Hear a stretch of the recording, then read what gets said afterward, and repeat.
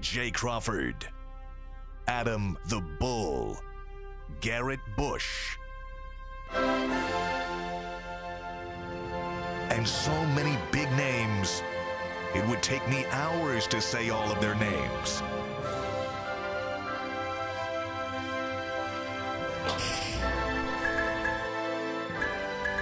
The ultimate Cleveland sports show. Booyah! Here we are. It's a Thursday on the Ultimate Cleveland Sports Show. Jason here. Tyvis is here. G. Bush is here. I'm representing for the 99s in the 2000s. I don't even know what that means. What are the 99s? By the way, that is a reference from Lil Wayne, or excuse me, Juvenile. Come on now. Back that thing up.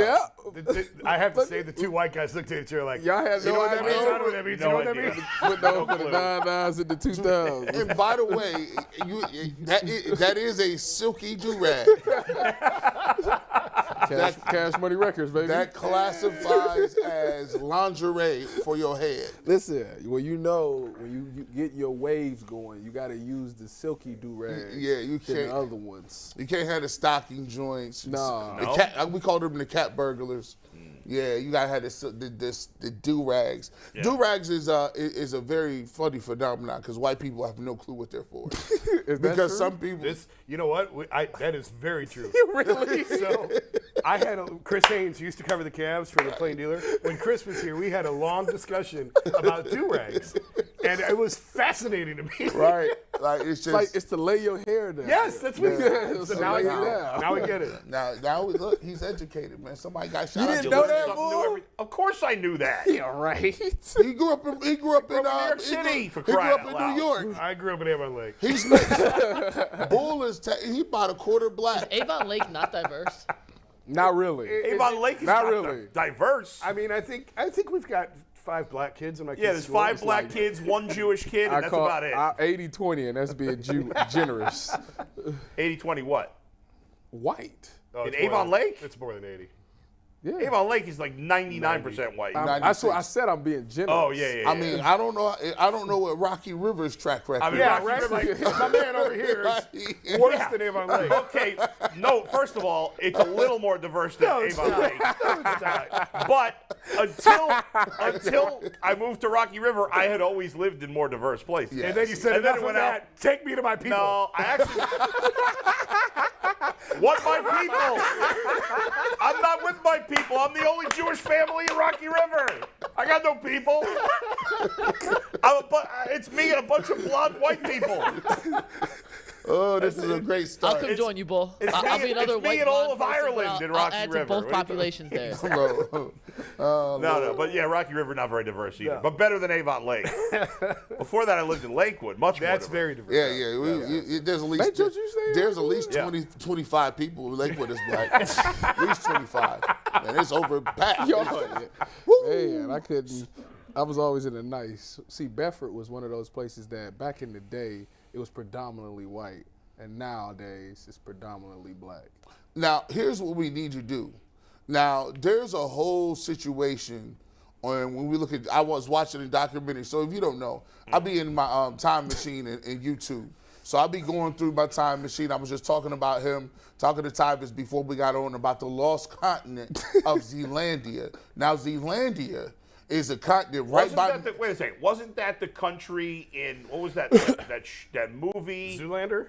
No, not Zoolander. There was a movie with Ben Stiller? Stiller. Oh, shoot. Affleck. Nah, I'm totally blowing it. Go ahead. No. I can't think of it. It's Night in at South. the museum. It's in I'll Southeast look it up. Asia. The plate tectonics just dropped a little bit, but that's neither here nor there. What I was going to say is the day before that, I was watching a documentary on the city of East Cleveland.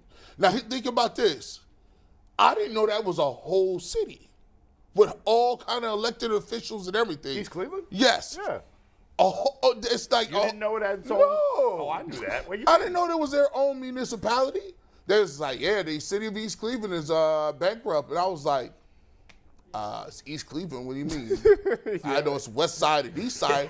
Earl, why didn't you tell me about this? I was confused that East Cleveland was a place. They got taxes and everything. I was upset at myself. I just felt not informed. I'm from EC. You learn. So I said, you learn something new every day. Crazy, man. Get educated on this show. Mike, we have a winner to announce. Do we? We not, do Mike, have a winner to announce for the last 2 weeks, but this may be the best opening of a show we've ever had. Kudos to you guys for doing God's work here.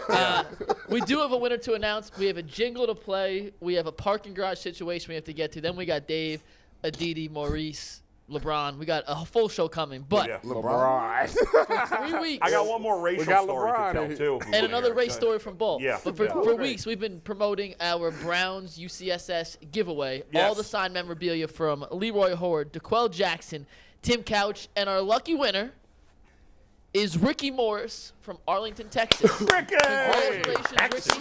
Slick I Rick. I have delivered the memorabilia to Mac's office. He's our promotions contest director. He will be shipping that out shortly.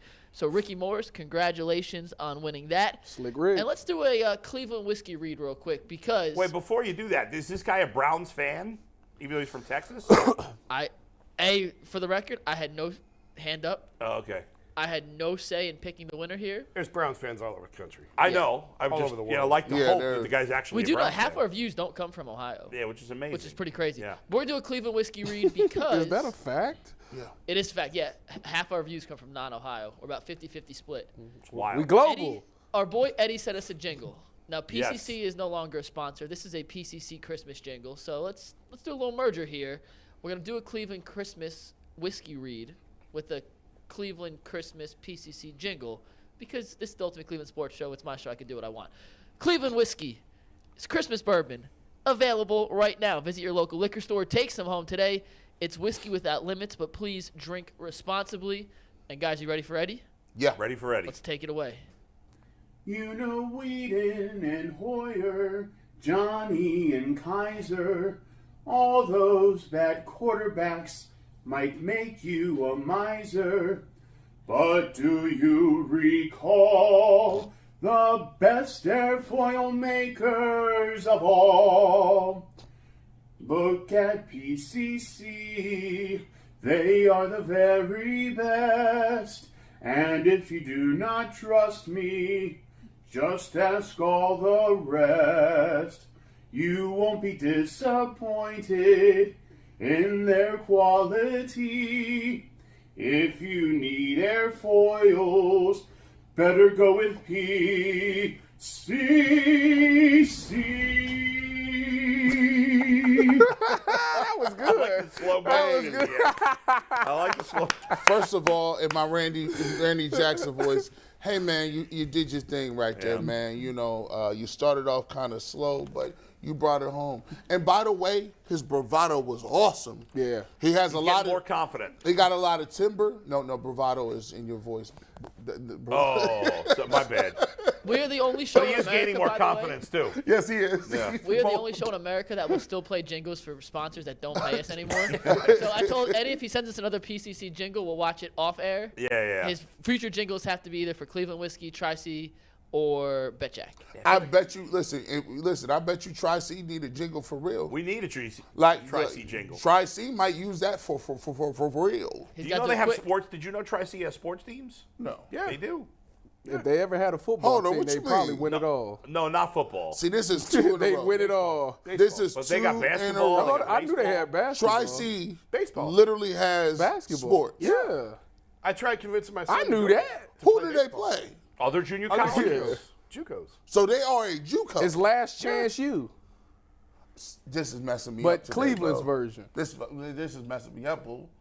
Like, I didn't know Tri-C had athletics. Yeah, like, now I'm confused. Well, By the way, one of my first paid sports gigs ever was as the PA announcer for the Junior College World Series in Batavia, New York.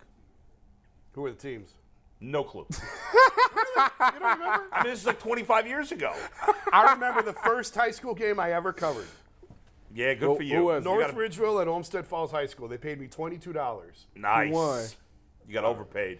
I don't remember.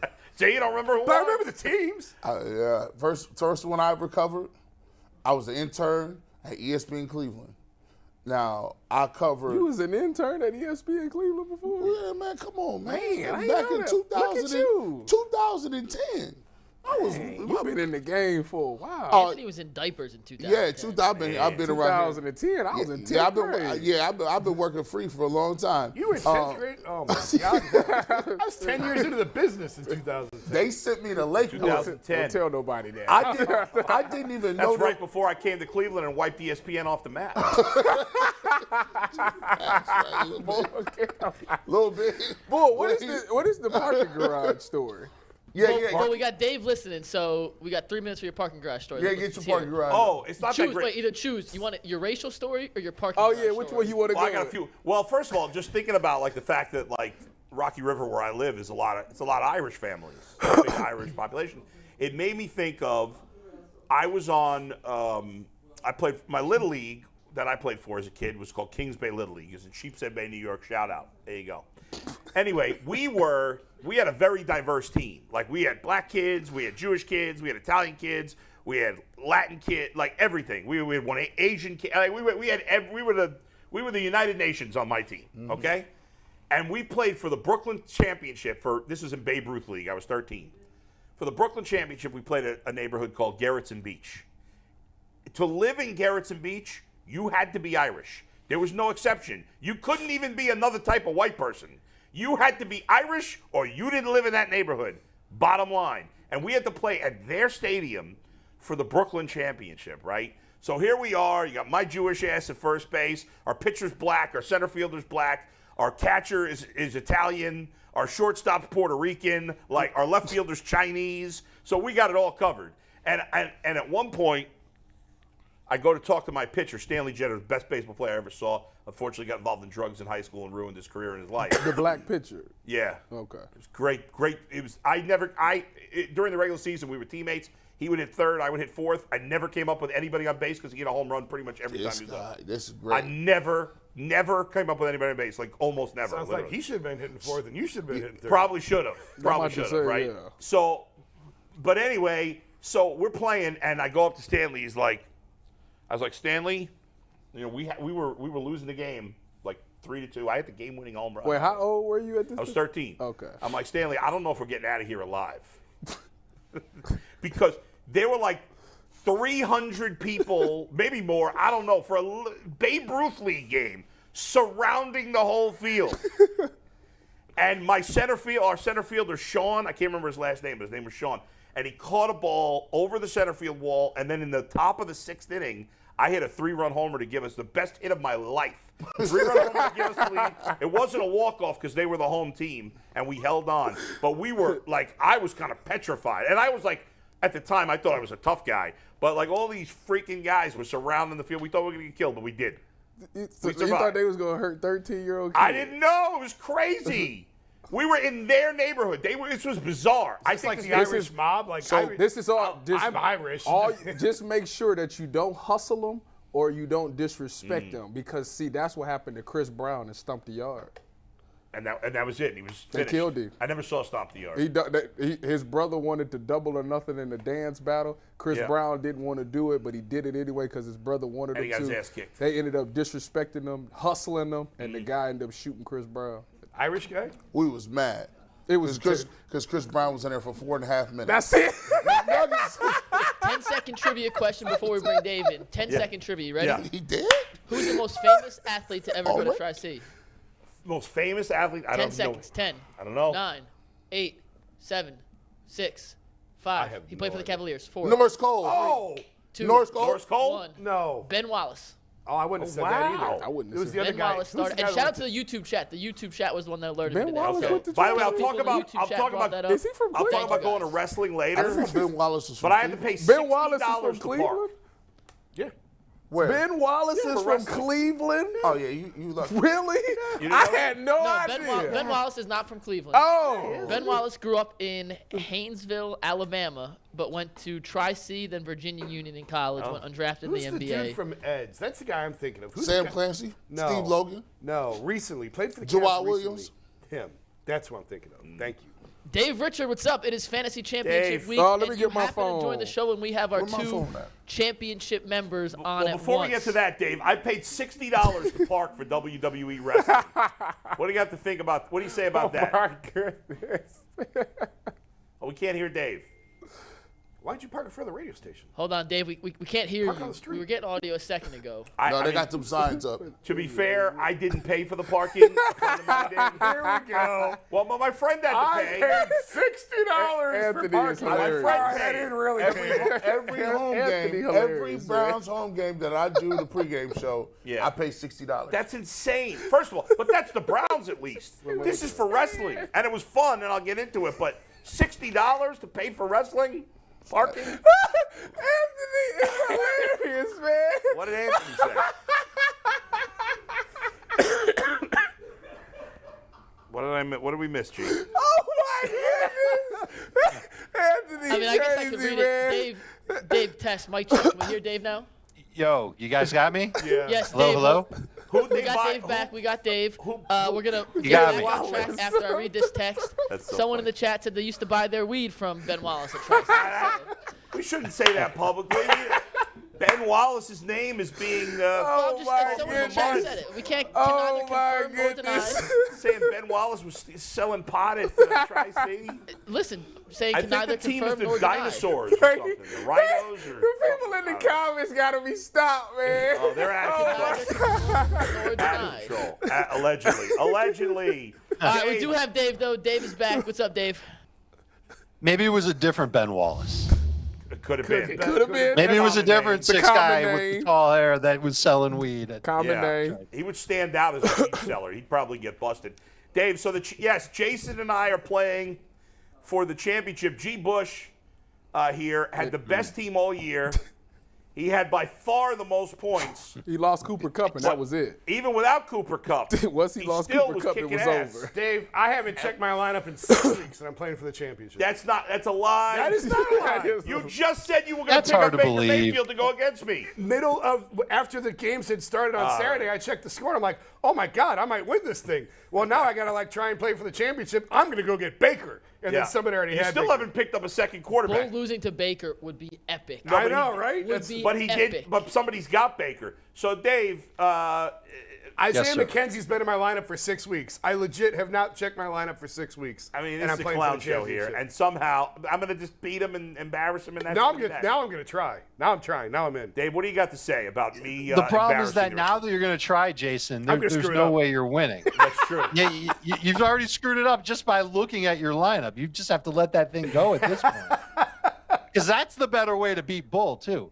Bull's so used to, beating everybody up, and, he thinks and ponders about every little move that he makes. do. And you're just like, oh, yeah, I'm in a fantasy league as you pick up your phone. So I would love to see you beat Bull without even changing your lineup. Keep Isaiah McKenzie in there. I actually kind of like the matchup for McKenzie against All right, you know what? Cincinnati. I'm rolling with it. I'm rolling with my lineup. You know what's funny, There you go. Dave, is it's a 2-quarterback league. Now it's a super flex more than a 2-quarterback, but Sure, but that's But- basically the same thing. yes. But so Jason is not even starting a second quarterback, even though there are some lower tier second quarterbacks available. I have been my second quarterback last week to get to the finals was Sam Darnold, and now this week I'm deciding between him and Carson Wentz and Teddy Bridgewater. So he's not either doesn't have one and I have a crappy one, and yet here we are. I in had the Lamar finals. Jackson get hurt, and I never picked up another one. So, Yeah.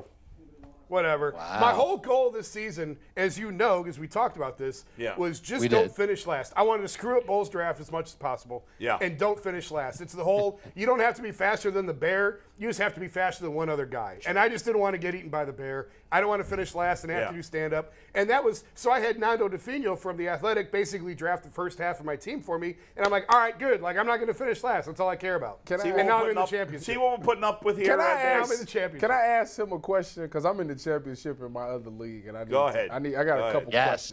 questions. Just 2 questions. Yeah. Dawson Knox or David Njoku this week? I got to go with Knox over Njoku. I just expect it to be a high-scoring game between the Bills and the Bengals. You want a piece of that game in your fantasy championship anyway, and Knox has scored in 3 straight.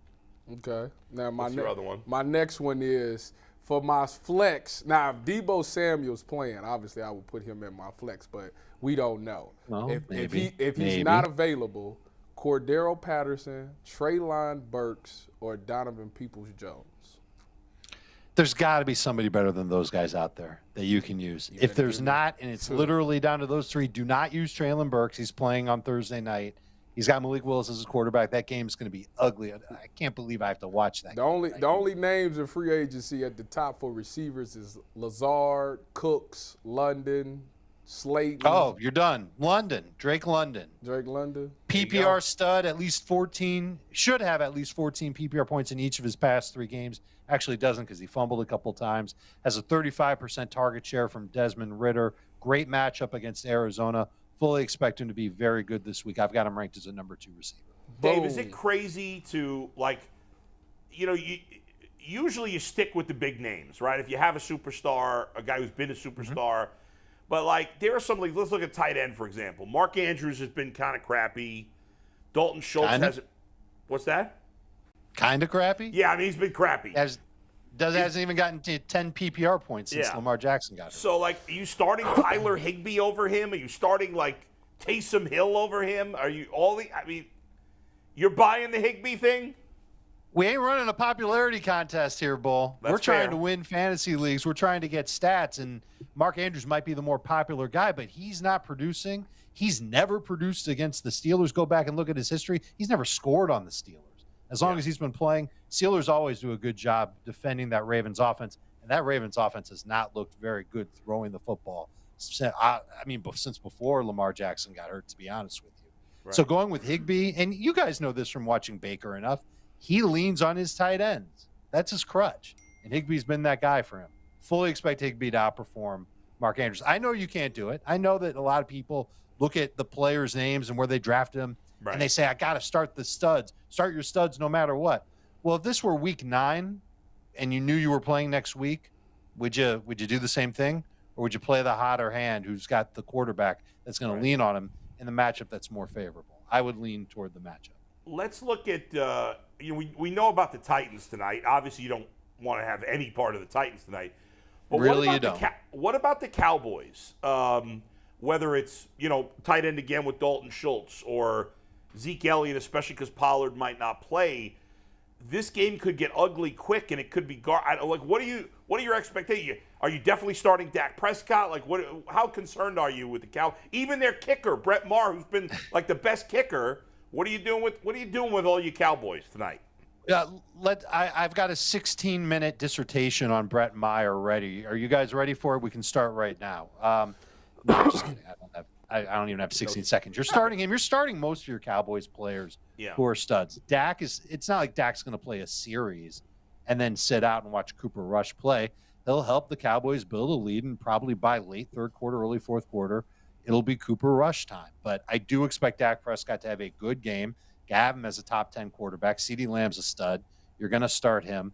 I don't love Dalton Schultz because he hasn't been really productive in his last several games. Doesn't get a lot of targets. I think that's going to be the case again here against Tennessee. But I do think Ezekiel Elliott has a very good game. Look at him as a top 12 type running back. He scores every single week. It's been that way for 7 straight weeks.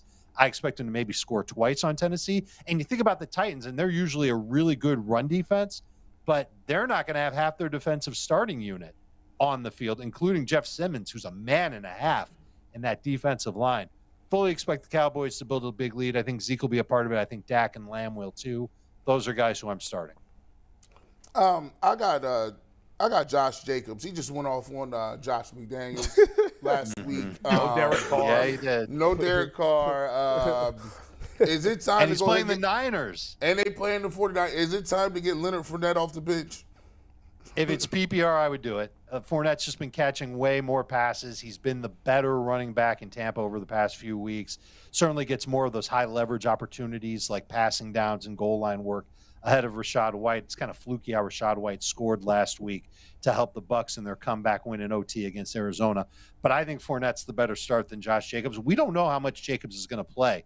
In theory, he'll play a lot because the Raiders aren't committed to him after this season. They can run him into the ground if they want to. And Jarrett Stidham, for what it's worth, does have a track record of leaning on his running backs in the passing game. I've got more research to do on Stidham, because I apparently have no life and no time and nothing else to do with myself other than research backup quarterbacks for the Las Vegas Raiders. But that's what I'm all about when it comes to fantasy football, and that's helping the people. Jacobs is outside of my top 12 for the first time in a long time at running back. One more really quick one. DeShaun Watson or Geno Smith if Jalen Hurts can't play? I would probably consider Minshew over both of those guys if you can get your hands on him. But if you can't, Geno Smith would be the pick, and I would be a lot more excited about Geno if he had Tyler Lockett to throw to. There was some confusion about his status on Wednesday. There were reports that said that he was there and he was at practice, but the Seahawks listed him as a DNP. So we'll see if he practices by Friday. If he does, then I expect him to play against the Jets. It's a tough matchup, man. Jets defense is really good. They've hung in there. I think it's been 8 straight weeks that an offense hasn't scored more than 20 points on Gang Green. So I would expect the Seahawks to struggle a little bit. But from the guys you mentioned, Geno would be my fave.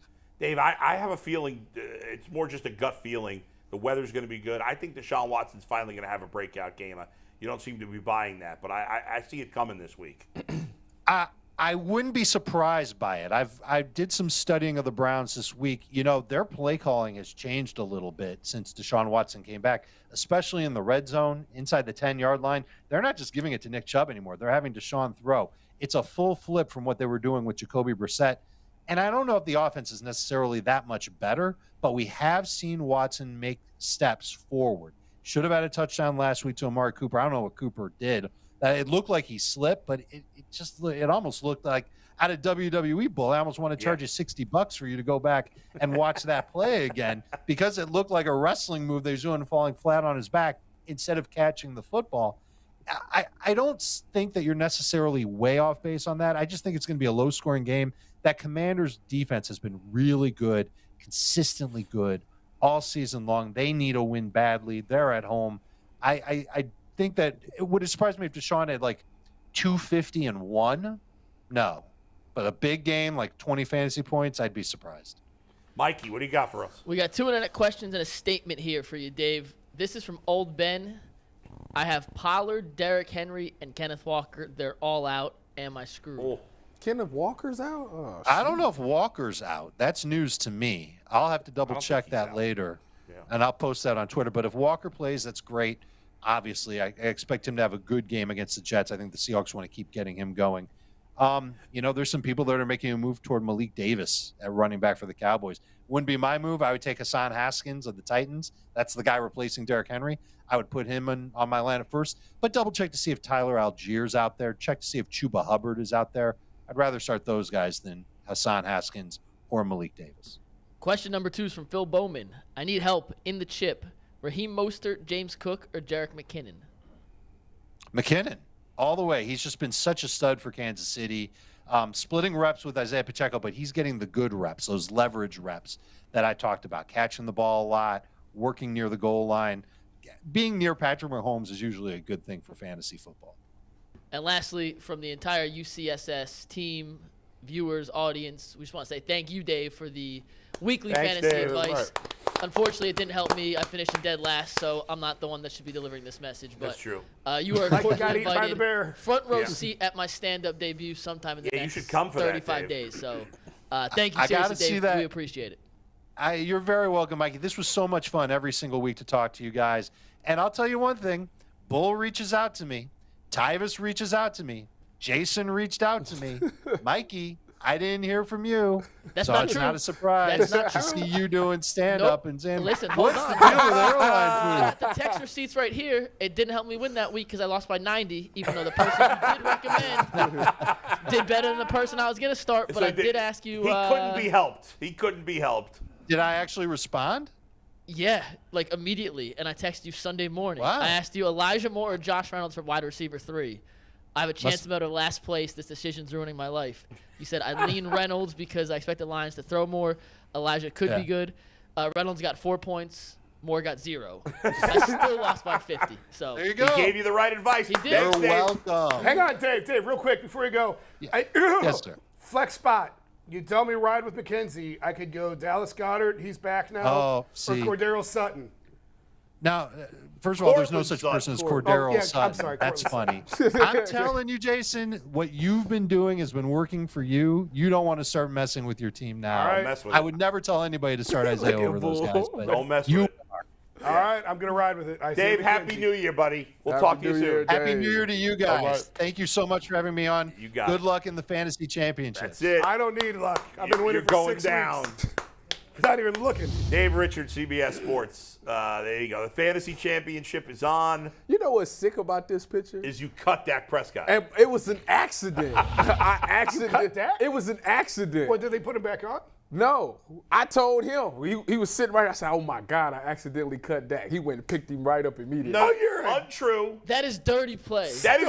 Wait a second. That is dirty play. God don't That is like untrue. God don't like ugly. I Dave could- told me to pick somebody up. and you This was would've got before him. that. Untrue. Hey, AJ. Untrue, first of all, because when you cut somebody, he can't be immediately picked up. He goes on waivers. So everybody had a chance to get the But guy. as commissioner, you could put him back on his team. Yes, but he didn't say he accidentally cut Yes, him. I did. He gets a lot.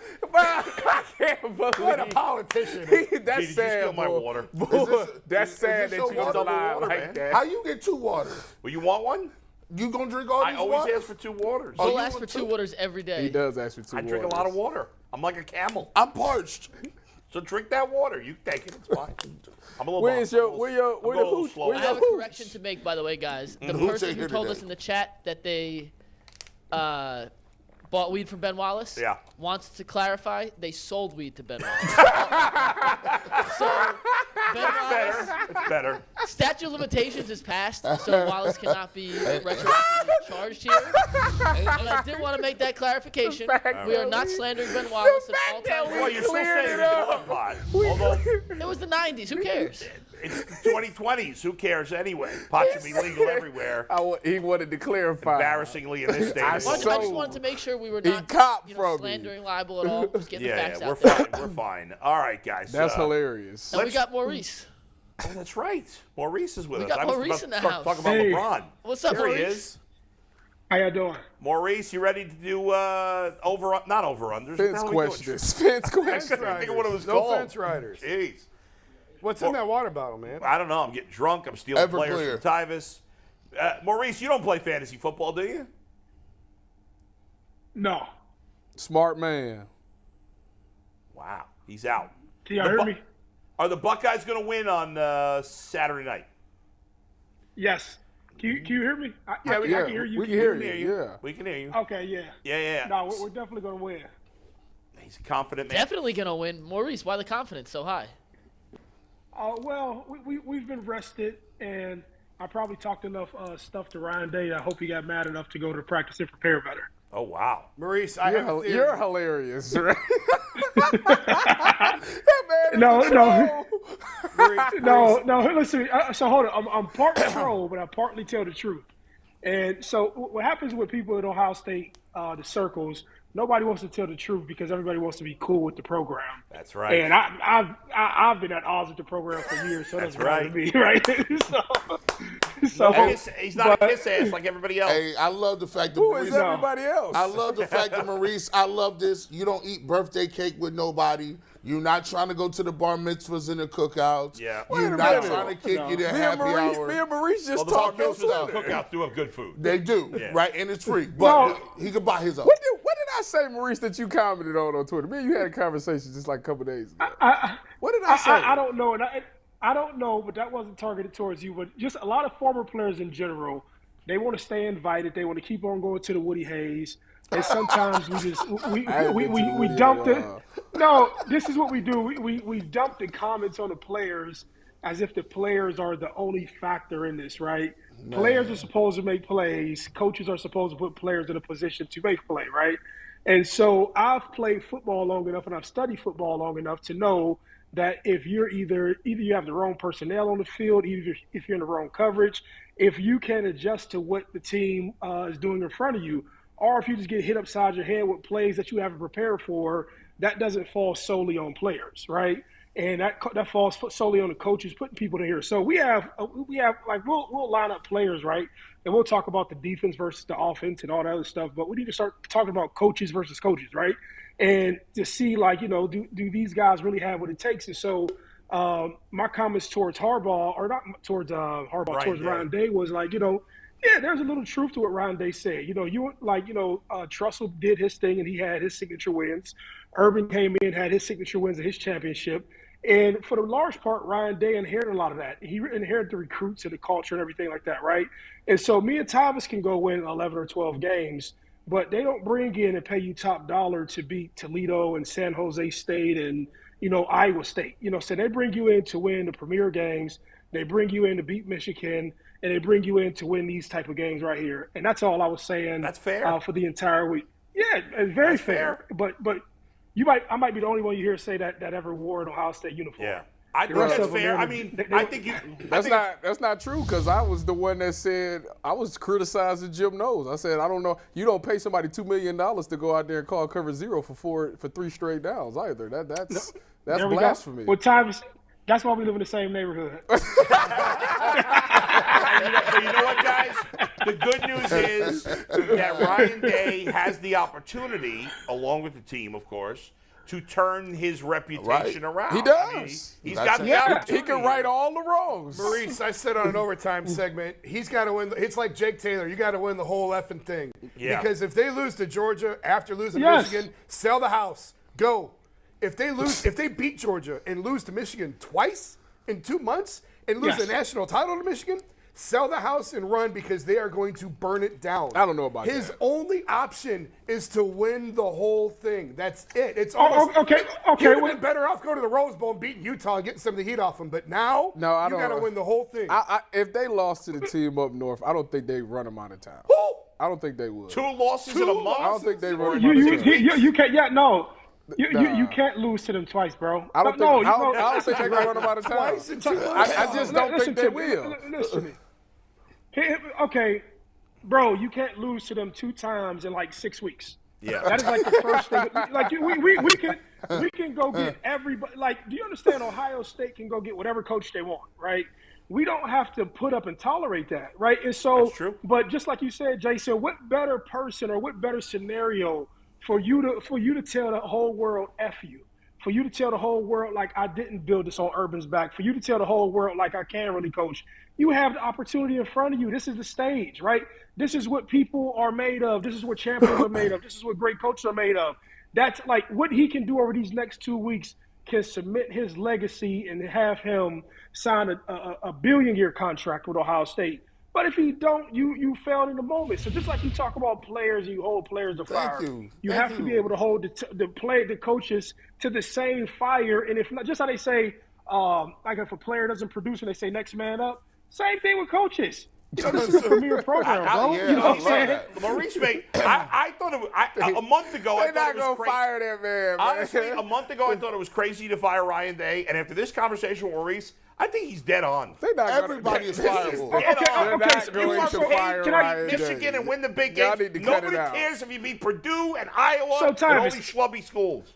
What is Ohio State? Let me say this to you. Asking me Ohio State is. Go ahead. So here we go, bro. Let me tell you. You gotta stand up. Okay. Ohio State. Listen to me. Ohio State is a business, bro. This is what I'm telling you. It's a business. This is not Toledo. This is not Bowling Green.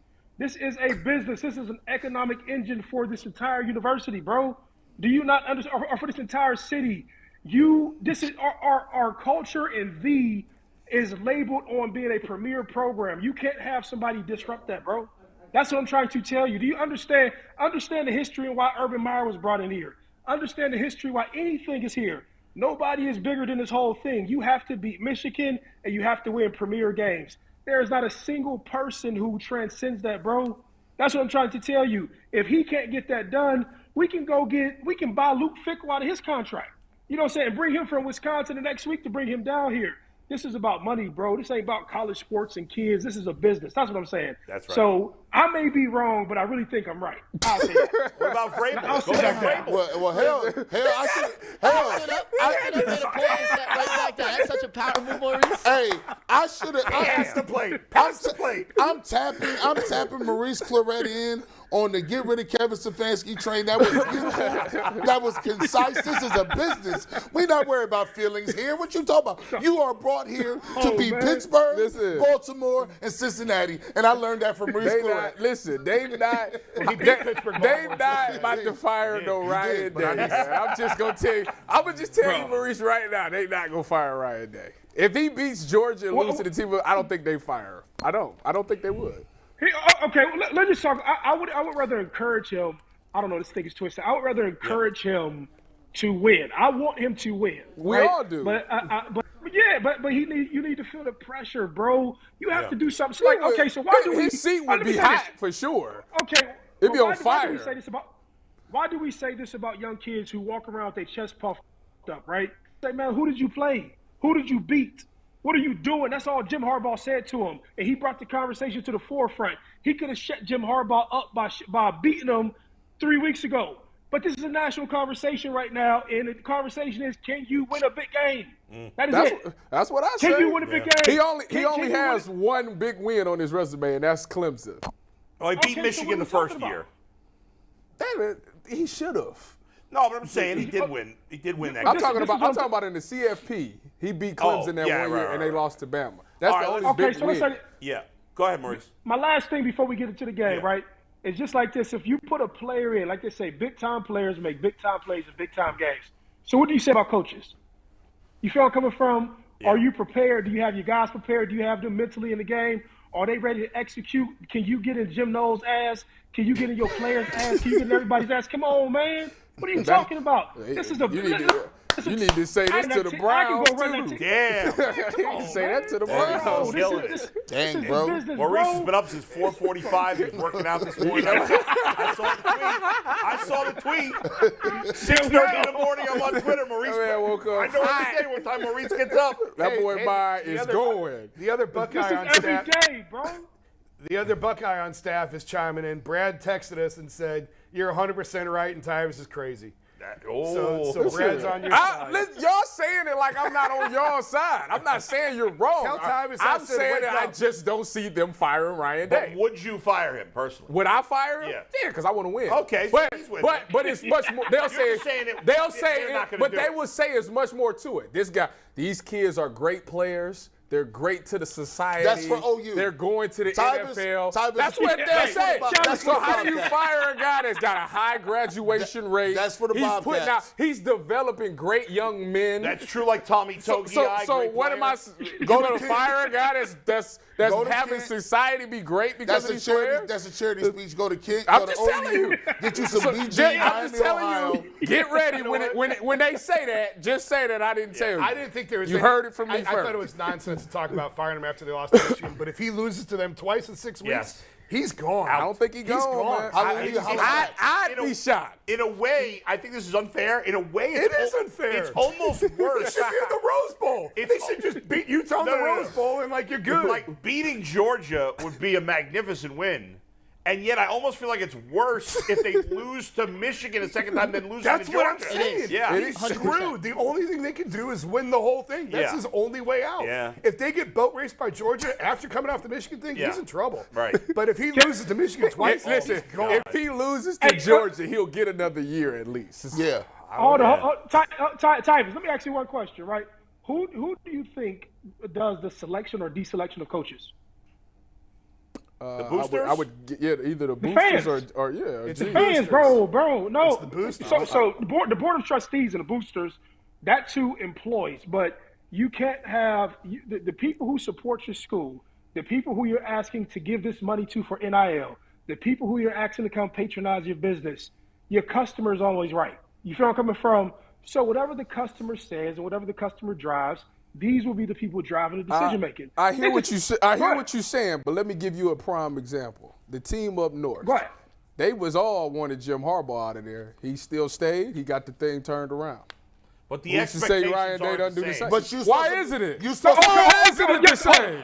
Because you supposed to be I'm gonna tell you why. You supposed to be better than them. Y'all better cut it out. No. Cut it out. Tyvis, this is the reason. It's context, bro. Michigan was a struggling program, and then you say, who else do we get for Jim Harbaugh? Like, we have a 10-year agreement with him or an 8-year agreement with him. Let him build and develop. Ohio State, prior to Michigan coming up, is already up here. It's already a brand. It's already established. So the guy you can go get at Apple to go run Apple, you can go get a premier person to run Apple, where you have like this other company, this I wouldn't call Michigan a startup, but business until he turned them around. That's the difference. You feel where I'm coming from? Where you can let him bring people through. You can let him develop. He's a hometown guy. He went to Michigan. He went to the NFL. He went to a Super Bowl. You can deal with that. When you are a premier program, bro, if Ohio State put their hat on and say, we're looking for a new coach, do you know who they can get, bro? You can go get give me anybody. A name. Give me a name. Kevin Stefanski. Vrabel. We good, dog. We good. We good. Maurice, good right now. Maurice, what about Mike Vrabel? I mean, this is my personal opinion. I'm not going to – I wouldn't want to do. This is by far Maurice's best segment yet. Please don't leave us, internet. Oh, we got frozen. Internet, holy gods. He was probably going to say that he wouldn't deal with NIL in the transfer portal if he was Mike Vrabel. By the way, every week we hear got another. Maurice back, by the way. Go ahead. We lost you, Maurice. You were about to say something about Mike Vrabel. No, I just wouldn't want to. No. Oh. Look. He's cutting in and out. Did you hear me now? Yes. Yeah. Yeah, no, so I just said I don't think Mike, like after what you're doing in the NFL, I couldn't see him wanting to come and deal with recruiting. You know, that's a whole animal to just deal with recruiting and being on the road to chase down these kids. And, I mean, I wouldn't want to do it. By the way, last thing on college football before we move on, because we want to get to our game. But I got to say, and I'm curious your guys' thoughts on this, especially you guys who played big-time college football. I am so sick. Every week we hear another head coach in college football complaining about NIL. There's no rules. There's no this. Complaining about the transfer portal. I don't give a rat's ass about what these coaches think. I'm glad the kids can go wherever the hell they want. I'm glad they can make as much money as they want. I don't think there should be any rule. Maybe there should be some rules about transferring, maybe. But I don't care about any rules for NIL. Well, they should be able to make every last dollar they can. I don't care if the school has to pay them. But the only thing about it, the only thing that makes it bad is that if I'm playing at Ohio State, and I'm good, I'm having a great career. Yeah. Somebody from Michigan State hits me up and say, "Hey, you get up in that transfer portal, we'll give you this." Like, that's tampering. You can't do that. I don't care. That's why you can't do that. You can't do that with coaches all the time. You cannot do that. Those guys are getting paid. Yeah, you can't do that in the league. So why would you do it in college? Yeah. Okay, you're brainwashed again, bro. Oh, here we go. Yeah, tell them. Listen to me. You are, bro. Have you ever heard of free market? So our country is built on free market. You're thinking the premise that you like. Okay, the premise of your argument is that like the NCAA has lied to everybody. This is not amateur sports. This is professional sports with guys who just happen to be 18 to 22. I agree. Right? I agree. In America. And I want my back. I want my back pay too. Yeah, when you drive down the street and somebody says, "Hey, if you want a better opportunity here, apply here. If you want a better opportunity there, apply there." We're posting jobs in different job markets. That's all this is, bro. You should be advocating and happy and proud that these young dudes can go earn what they want, where they want. It's the same thing with coaching. Coaching, if you're good, go where you want. Go do what you want. Go make what you want. That is the thing. To even put restrictions on it or to act like we have to control it is the issue. If these guys want to dance around every year, so what? Who cares? Why do you care? Why do I care? If a guy wants to mess up his own career, who would care? Everywhere else in America, we have this thing right. But for the sake of economics, I'm telling you, for the sake of economics, bro, listen to me. I've lived this experience. I've like, you're talking from being inside the institution. I was somebody who tried to go do this and to be held captive over some BS rules that they make up just for them for the purpose of profiting. It makes no sense. It makes zero sense. Let these kids do what they want to. Let them go play where they want to. Let them have their eligibility where they want to. You got 4 or 5 years after that, you're done, and nobody would care. If a kid messes his money up, hey, bro, like let the university put resources around you. If you take advantage of it, you do. If you don't, you don't.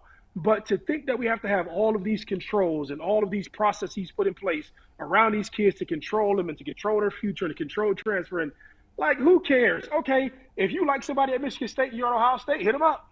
If they transfer, they transfer. If they don't, they don't. Like, that's free market. That's America. That's my thinking behind this. So I don't want to say you're wrong and I'm right. I don't want to say I'm right, you're wrong. I think my purpose is I don't want to see a kid ruin his life. I think I care. Okay. I care. I think I care. So, okay, all right, stop it, Nelson Mandela. I'm going to tell you like this. Those kids ruin their lives when they take – here we go. Those kids okay, Mr. Self-Righteous and want to sound good. I'm telling you this. They ruin themselves when they take them nonsense classes. Yes. I'm telling you. That's true. That's true. Listen to me. When you let your kid walk to African American Studies and take that for 4 years, it's ruin their life. When you plan for a kid to go take a journalism class or a communications class and he never wants to be a journalist, he ruins his life. When those kids get shuffled through and walked across that stage with no education, I come from the same system you come from, bro. I walk around to all these universities, LSU, Alabama, Mississippi State, Florida State. Ruining your lives is purposely being miseducated by administrators and academic success support teams and doing it for 4 years, your mother not knowing any difference. You walk across the street with a piece of paper and you can't go do anything. That's having your life ruined because you wasted your time and given your body to a field to a game. I agree with this wholeheartedly. Even if you have to agree with it, I can build this with facts. That's what I'm saying. And I'm not saying this from like an angry standpoint, but these are like these conversations like around controlling kids and get out of here, bro. Get out of here. You mean you tell me somebody can make $8 million a year? I don't think. See, I think you got it on two different things. I'm not talking about a kid ruining his life as far as academically. I'm talking about as far as him going to chase some money and then you tell me to transfer to Michigan State and I'm gonna play and I got an NIL deal that depends on me playing. It's his choice. And now I'm not gonna play when we get there. Like now I can't get my money. So that's what so people transfers for jobs incentives every day that they don't hit bonuses and things like that. This stuff happens every day in the regular world, bro. But you going, trying to tell you, leaving the safe money to the risk money that you might not get. The power and freedom of choice is what makes us American, bro. And that's what I'm talking about. That's what I'm saying. I don't want them to make the wrong decision. That's my ultimate thing. We all gonna make bad decisions. You gonna make good decisions. Now when it financially like this is better to have the choice than to have no choice. I understand that, but I'm saying like if I get what you're saying. You blow it all, now you $70,000. Now I get nothing. Like now I made a decision, and I'm gonna get nothing out of it. Let's leave it there for now. Sorry, Jason. That's all right. We can talk. I gotta come now. We got to do a rapid fire. I'm coming to the studio to argue with you, Titan. Yeah. Let's do a rapid fire fence. This is great content, by the way. It was excellent. But it was good. It was Buckeye on Buckeye. Two perspectives. Very interesting. This is going to be the most rapid fire fence questions we have ever done. Questions. Here we go. We have 6 to do in 9 minutes. So here we go. Well, maybe we'll do half of them now and get to the other half later because we were going to talk about the Buckeyes later. There's no point now. We just talked about it. We're going to do LeBron later. We're going to put LeBron in that spot. Yeah. And Aditi's always a few minutes late, so maybe we'll get into it. But let's just start. No longer wait. Let's take the first fence question, Steve. Will Terry McLaurin have more targets this weekend than Amari Cooper? It was a 3-2 split on our end. Maurice, what say you? Well, I'm biased towards Ohio State, so I'm going with Terry. That means he says yes, and that makes it a 4-2 split. Joining Tyvis. Maurice and Tyvis on the same side of the fence. Uh-oh. The WWE said no. That's very diverse. The nasty boys. That was very diverse. I'm convinced that DeShaun Watson is going to have his breakout game this week. Meanwhile, Washington's turning to Carson Wentz. He's a scrub. So I say Amari Cooper. Which means that he's going to throw it to the person that he depends on. Yeah, but they got a lot of receivers. They spread it around. I almost said Redskins. The Commanders spread it around. Wentz's first week back. Give me Amari. You can't say that other one. I just did. Hey, I'll tell you what. No, we all have fraudulent slips. Is what I agree with him. I had a crazy one yesterday. Go back and rewind that too. Actually, don't. The FCC doesn't need to know that exists. Yeah. The crazy thing. I got Amari Cooper getting more targets. No, you don't. No, you don't. You were on the other side of the fence. I said Terry McLaurin. Yeah, you did. You said Terry McLaurin. Well, I'm switching mine because I'm actually with Bull. I'm actually switching mine because I actually when I set my headline in, I actually think that DeShaun Watson gonna play well this week, and I think they're gonna throw the ball a bunch. So, they move it to the air raid. So obviously. All right, let's get to number 2 there, Mike. Question number 2. G, do you want me to tell you what you said before I even read the question? Go ahead. G said no to this one. Okay. G said no. The question is, will the Browns attempt more rushes than passes versus Washington? Oh, this was easy. Maurice? I don't know what I said. Yeah, I said no. Maurice says no. No, I in said case no. any of you guys forgot. Everybody said no here. Yeah, well, first of all, Okay, I'm right. here's throwing the thing. the ball. The Browns, by the way, have had more rushing attempts by running backs than any team in the NFL. Will you stop and yet throwing they that still stat throw out the there? ball more than they run the ball, just like almost every other team. I think the Bears are the only team in football that, or maybe the Ravens, and possibly Philly, are the only teams in football that run more than they throw. Man, I don't care if they run more, throw more. Fix your damn offense. Be good at it. Listen, bro. they throwing it. Let's freak go. They gonna use these last throw. 2 games to get D-Watt ready, so they throwing it 50 Run, times. throw, scream, whatever it times. is. Be good at it. Just look like a good offense. don't Let's be. go. Come on, man. I figured if it goes as both thinks and Watson plays well, they could be up big late and then run the ball. Well, in the that's fourth true, quarter. too. So that's where I was going with that question. But Washington can score too. They got some decent offensive. They got bad quarterbacks. Don't sleep on And them. They got some receivers I over don't there. even want to see that.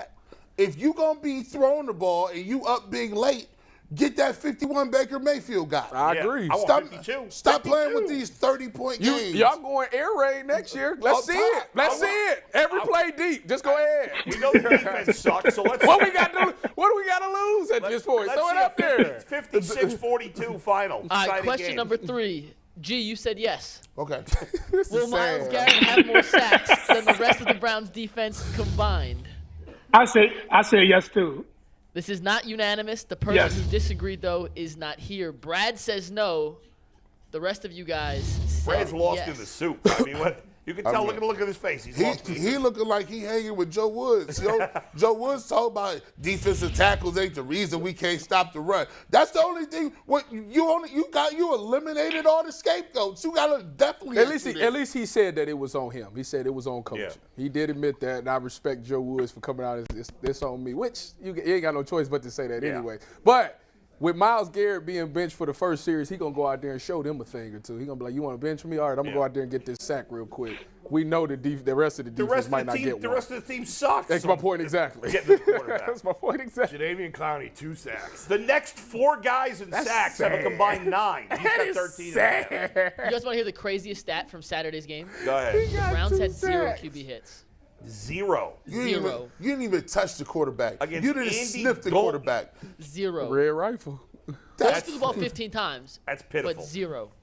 Are you guys ready for the next one? That's not true. They hit next one. They hit Taysom Hill. G, you said no on this one. Okay. Will there be more total touchdowns than turnovers in this game? Maurice, what say you? I'm saying yes, in hopes that DeShaun gets busy. Steve, let's see how everyone else responded. G, you can't change because you are the lone person. Gee, you just said you want to see them put up the 50 spot, and now you got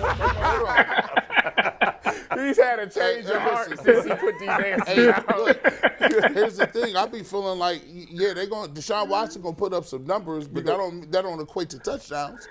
I said he's Well, gonna they ain't putting up 451 without Kick 30 touchdown. field goals. 451 touchdowns. 395, 1 touchdown, One touchdown, 1 pick. 2 picks. Hey, bro, That would be sad. It's 9. I mean, they averaging 9 points, bro. Like, That is pitiful. I can't. It is pitiful. I mean, But it's supposed to be like 60 degrees. DeShaun's played a month now. Like, it's time for him to You get ain't, it going. so you ain't hearing it no more after this, huh? He got to show up now. Well, no, I mean, I would probably be the most critical if he played poorly this week. Hey, if he plays bad, then I mean, I'm be we worried. sound like we talk about baseball. It's bad weather. Pitchers coming off the DL. Listen, if he can, the throws he made at the end of the last game and that win, if he could do that in that conditions, he should Catch the ball, with David 60, Njoku. then it's no excuse. Crying out loud. All right, number 5. 2 more. So far this season, DeShaun Watson's longest completion has been 28 yards. So the question is, and G, I'm not going to tell you what you said, Will DeShaun Watson complete a I pass said no. of at least 35 yards versus the Commanders? G, you think you said no? I think I said no. All right, well, Maurice, Doesn't have to be air yards. I'm saying yes. I'm Maurice saying says yes. yes. That makes it a perfect 3-3 split. And G, you are right. You did say no. Congratulations. They did. I know. That's just not what we do. Because they receivers don't get separation like that. Donovan Peoples-Jones be in a phone booth getting locked up. He catch the ball when he get it, but it's like a 6-yard slant. Yeah. They got And Damari Cooper the best chance. David Njoku or Damari Cooper the best chance of that. Bro, they offense be so constricted. It's And like they gonna slide coverage right over the. it's like so you watching can forget Tecmo about Bowl. it.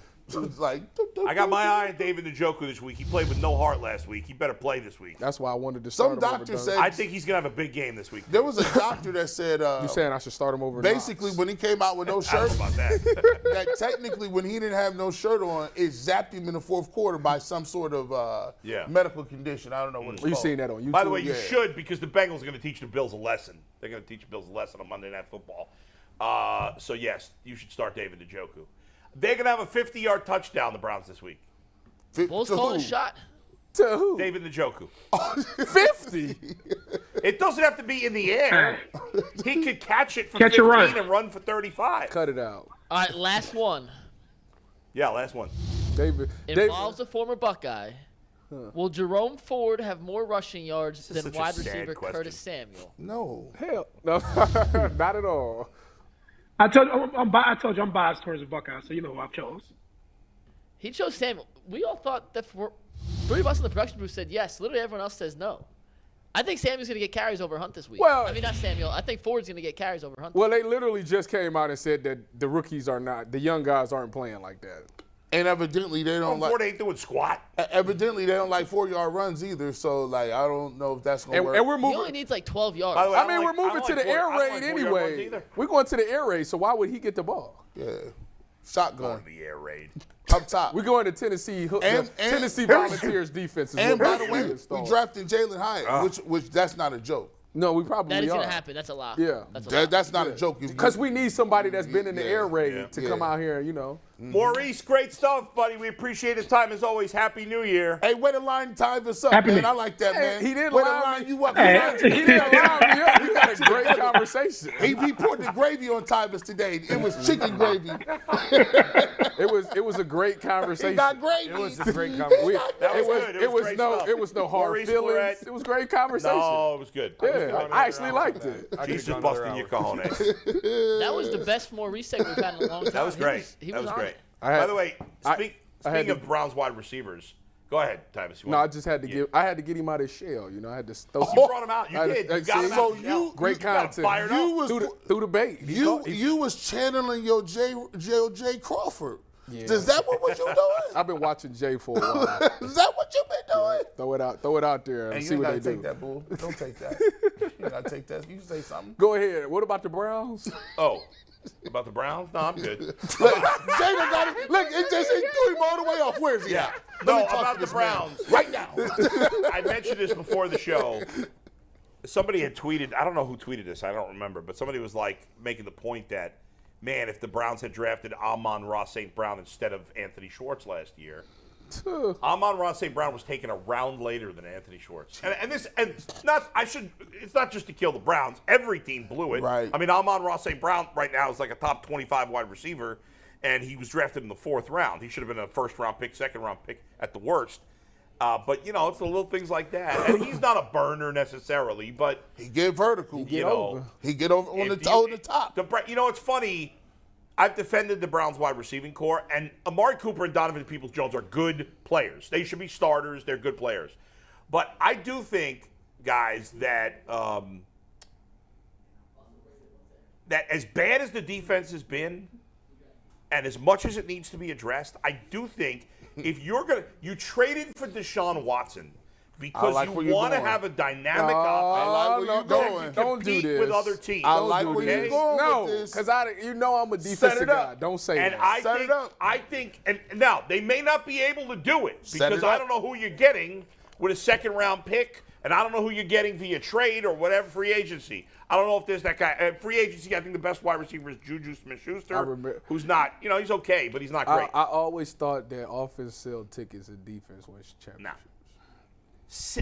all of Won it all last year. the 8 teams that have gone to the Super Bowl the last 4 years had dynamic passing offenses. Let me ask you a question. All 8 of them. And the Rams had a dynamic defense, too. Let me ask you a question. Let me ask you. This is hard, In addition- and we're gonna bring Aditi in. I just want to.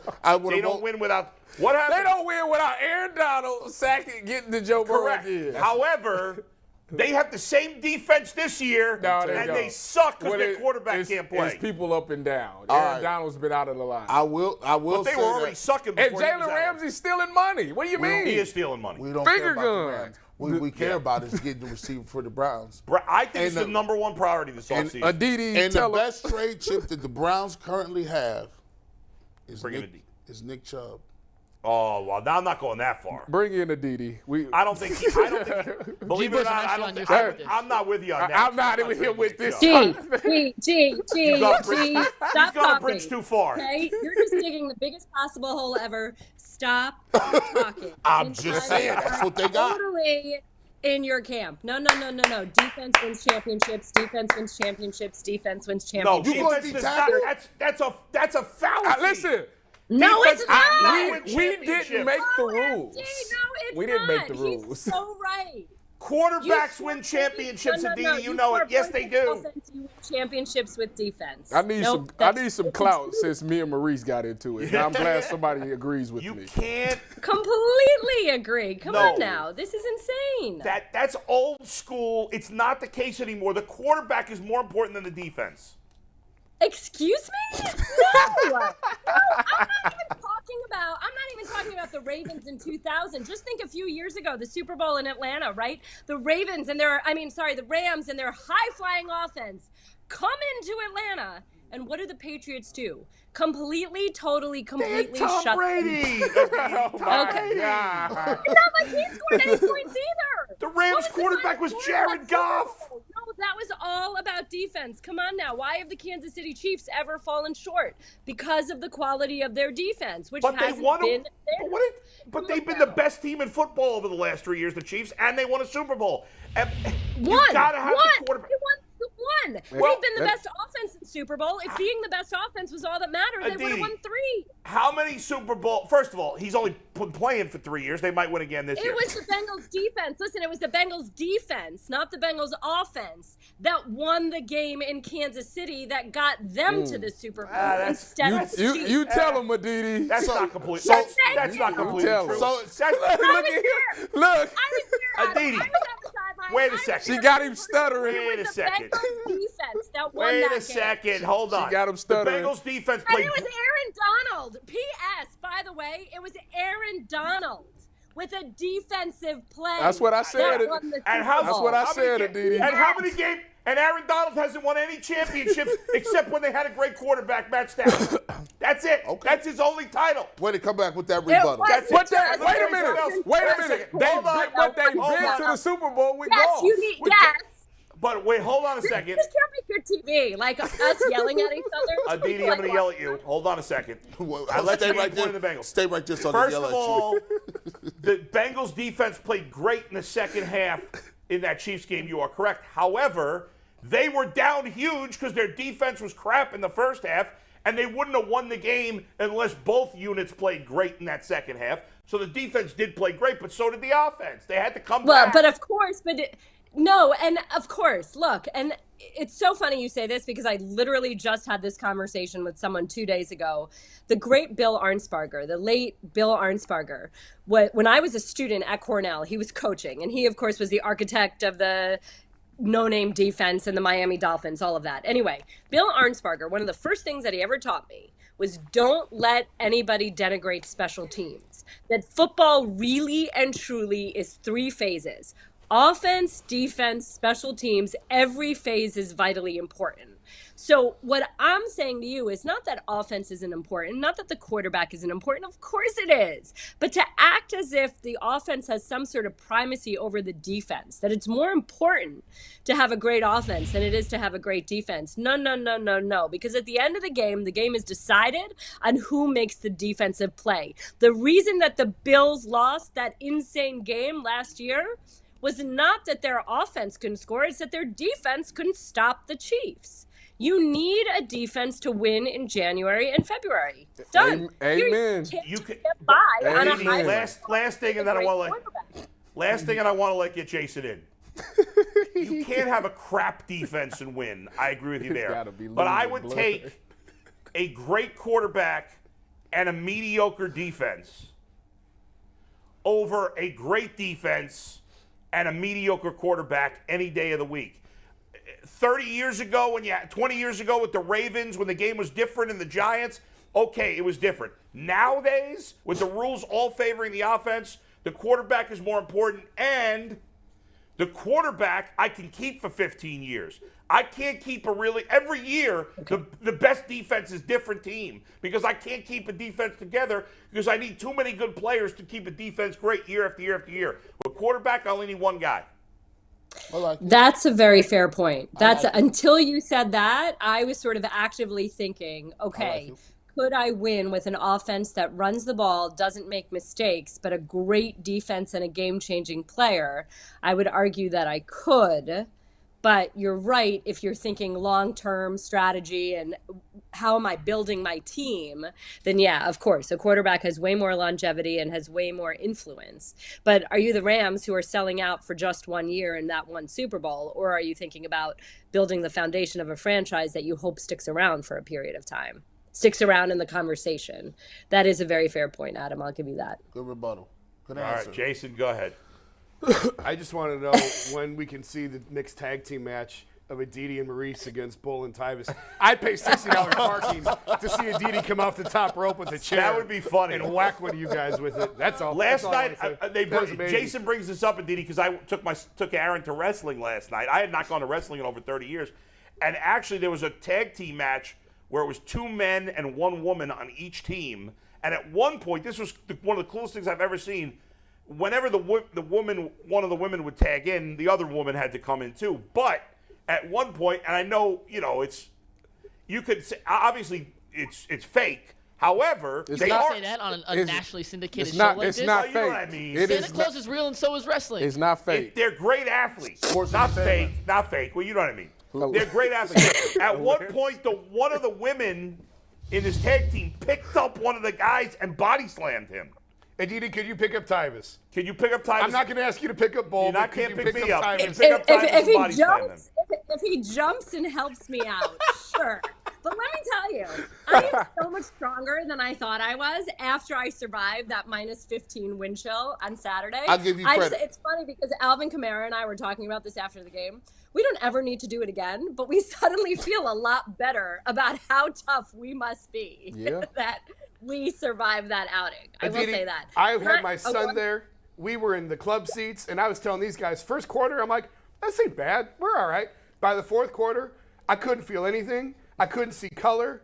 I thought I was going to die. And I'm looking at my 12-year-old, I'm like, hey, you ready to go? He's like, no, I'm good, man. He's like, are you serious? And that last drive, I told them, if the Browns scored and would have kicked a field goal to send it to overtime, I was going to go down to an extra point. I was going to go down the field and fire Kevin myself. Do the humane thing, go for 2, and end this one way or the other. Get me in the car. No kidding, Jason. I'm on the sideline standing next to Doug Miller. So the way that it works for a sideline reporter, right at the end of the game, you get this post-game interview. And I'd been on the Browns sideline. I'd gone over to the Saints sideline when it looked like it was going that way. I talked to the head of PR for the Saints, Doug Miller, who, God bless him, had asked my producer the night before. He goes, you're not putting the sideline reporter on the sideline, are you? Because she will die. He was concerned about me. But my old buddy, Peter John Baptiste, who runs PR for the Browns, was like, oh, it's not that bad. You'll be fine. That's obnoxious. So I'm standing next to Doug Miller. The Browns are driving. I've already arranged with Doug Miller that if the Saints win, I'll talk to Alvin Kamara. This is what we're going to do. This is the camera. All of a sudden, it looks like the Browns are driving. And I go to Doug and I say, if they score, I'm really sorry, but he better go for 2. Right. 100%, yes. There was no way that I was lasting any longer. By the way, Alex Van Pelt today said he would have gone for 2. Well, good. Oh, well, Didi, I got a question about that because if they are going for 2, there are some speculation that who's he? DePodesta. He would have called that from the booth. You are. Is DePodesta really pulling the strings? I got to get the inside information. Like, This is I need you to corroborate the story or shoot it down. Do you not remember the Browns getting in trouble for Ray Farmer calling down to the sideline? Like, seriously? That's why they be asking. Yeah, come on. Paul's not on a headset Seriously, during like, the game. that's If that's out there, that's really ridiculous. like getting to the point. You know what's funny? It's like when I was on the other side, and Mike Tomlin would sit here and say, "I'm not giving you your pound of flesh. I'm not giving you your pint of blood. I'm not even answering that." I'm going to start doing that, guys. Like when people ask me things that I just think is so The brethren brought brought the reason in G's defense. Your people brought this up. It wasn't me. It was you guys. people. What people? What people? People Tony inside that Tony building? Grossi. No. Inside Tony that Grossi building brought saying that to the Is that what table. Kevin's saying? What's that? I said, who's saying that? Are there people So- inside that building? So Tony Grossi- named people? Tony Grossi, who I don't take him seriously personally, but he apparently wrote some article behind a paywall, which I obviously will not pay to read, but other people tweeted it out, where he basically said the Browns coaches are totally run by Paul DePodesta, and that Kevin Stefanski has to throw a lot or he's going to get fired, which makes no sense. There it is. Because they run more than most teams in football. There it is. Here, Paul DePodesta has pretty much convinced owner Jimmy Haslam the only way to build a Super Bowl team is by consistently throwing for explosive plays, which is pretty much true, that part, by the way. And the way he writes that makes him, he's just clueless. Stefanski's job is safe because he's completely adhering to DePodesta's advanced statistics or analytics, because he's scared of the word analytics like a lot of people here, models, and not resisting them. Disagreeing with or rejecting DePodesta's research would be Stefanski's quickest way out of town, which is beyond stupid, Aditi, because the Browns run more than most teams. Not my words, right? Tony Grossi's words. How silly do those comments look in that article? I need to come up with something when I just don't even want to bother discussing something that is so. Oh, it's out there. You know what you do? You say, pass. Pass. I pass. I'm just here so I don't get how fined. dirty Derek Carr was done. Can we talk about that for a minute? He was. It's our overtime segment today. Well, filthy. it's kind of smart though, no? Because if he gets hurt, then they guarantees his contract next year. Okay, but you know what? Like, this is what the problem is, right? It's sort of, and it's funny because my crew this week includes James Lofton, who, of course, is in the Hall of Fame. And James Lofton sends me a text message last night when we were talking about this. And he says, you know, there's this movie, Before Your Time. And I can't remember what the movie is called because obviously it was before my time. But he says it's these two football players sitting in a hot tub. And the line that they say is that when you say it's a business, the owners say, no, it's a game. And when you say it's a game, the owners say, no, it's a business. And I will tell you that earlier this year, so last year, going back to last year, Derek Carr's brother, David, I covered when he was a New York Giant, and he was tremendous to me. The backup quarterback is always an amazing person to talk to, by the way, because he has time and he'll explain things. David Carr, one of the classiest people ever. And then he was my colleague when I was at the NFL Network.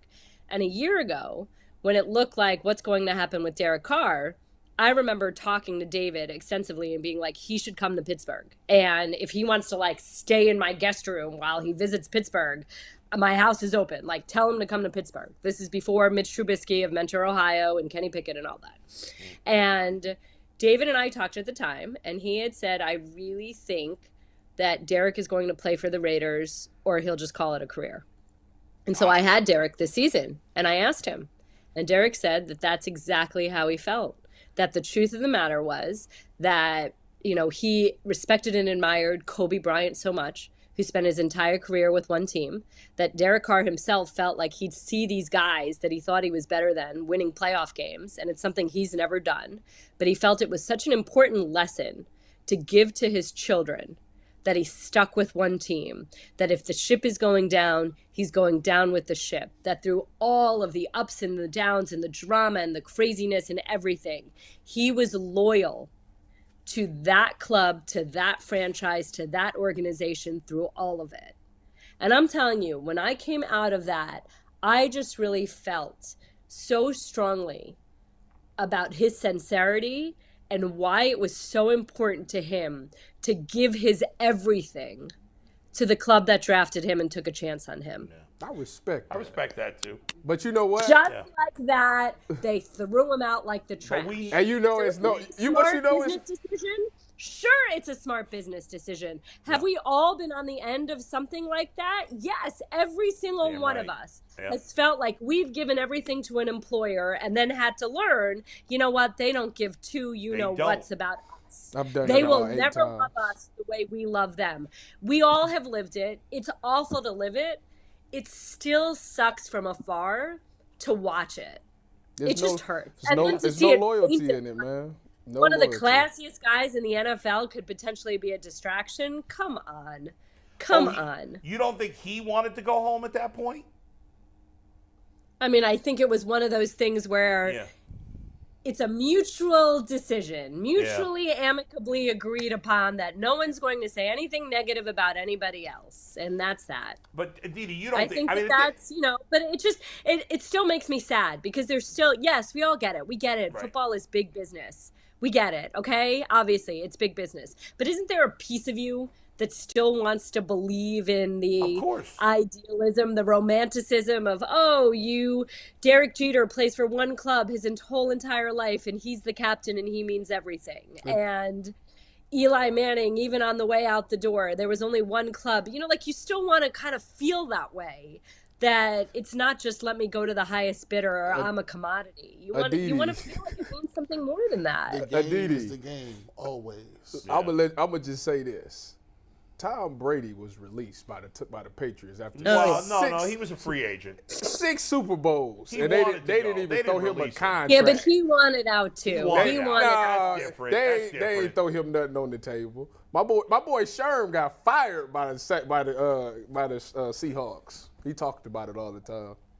He was hurt. I mean, it's true. He was hurt for sure. And we know this. This is the business. I haven't given up hope.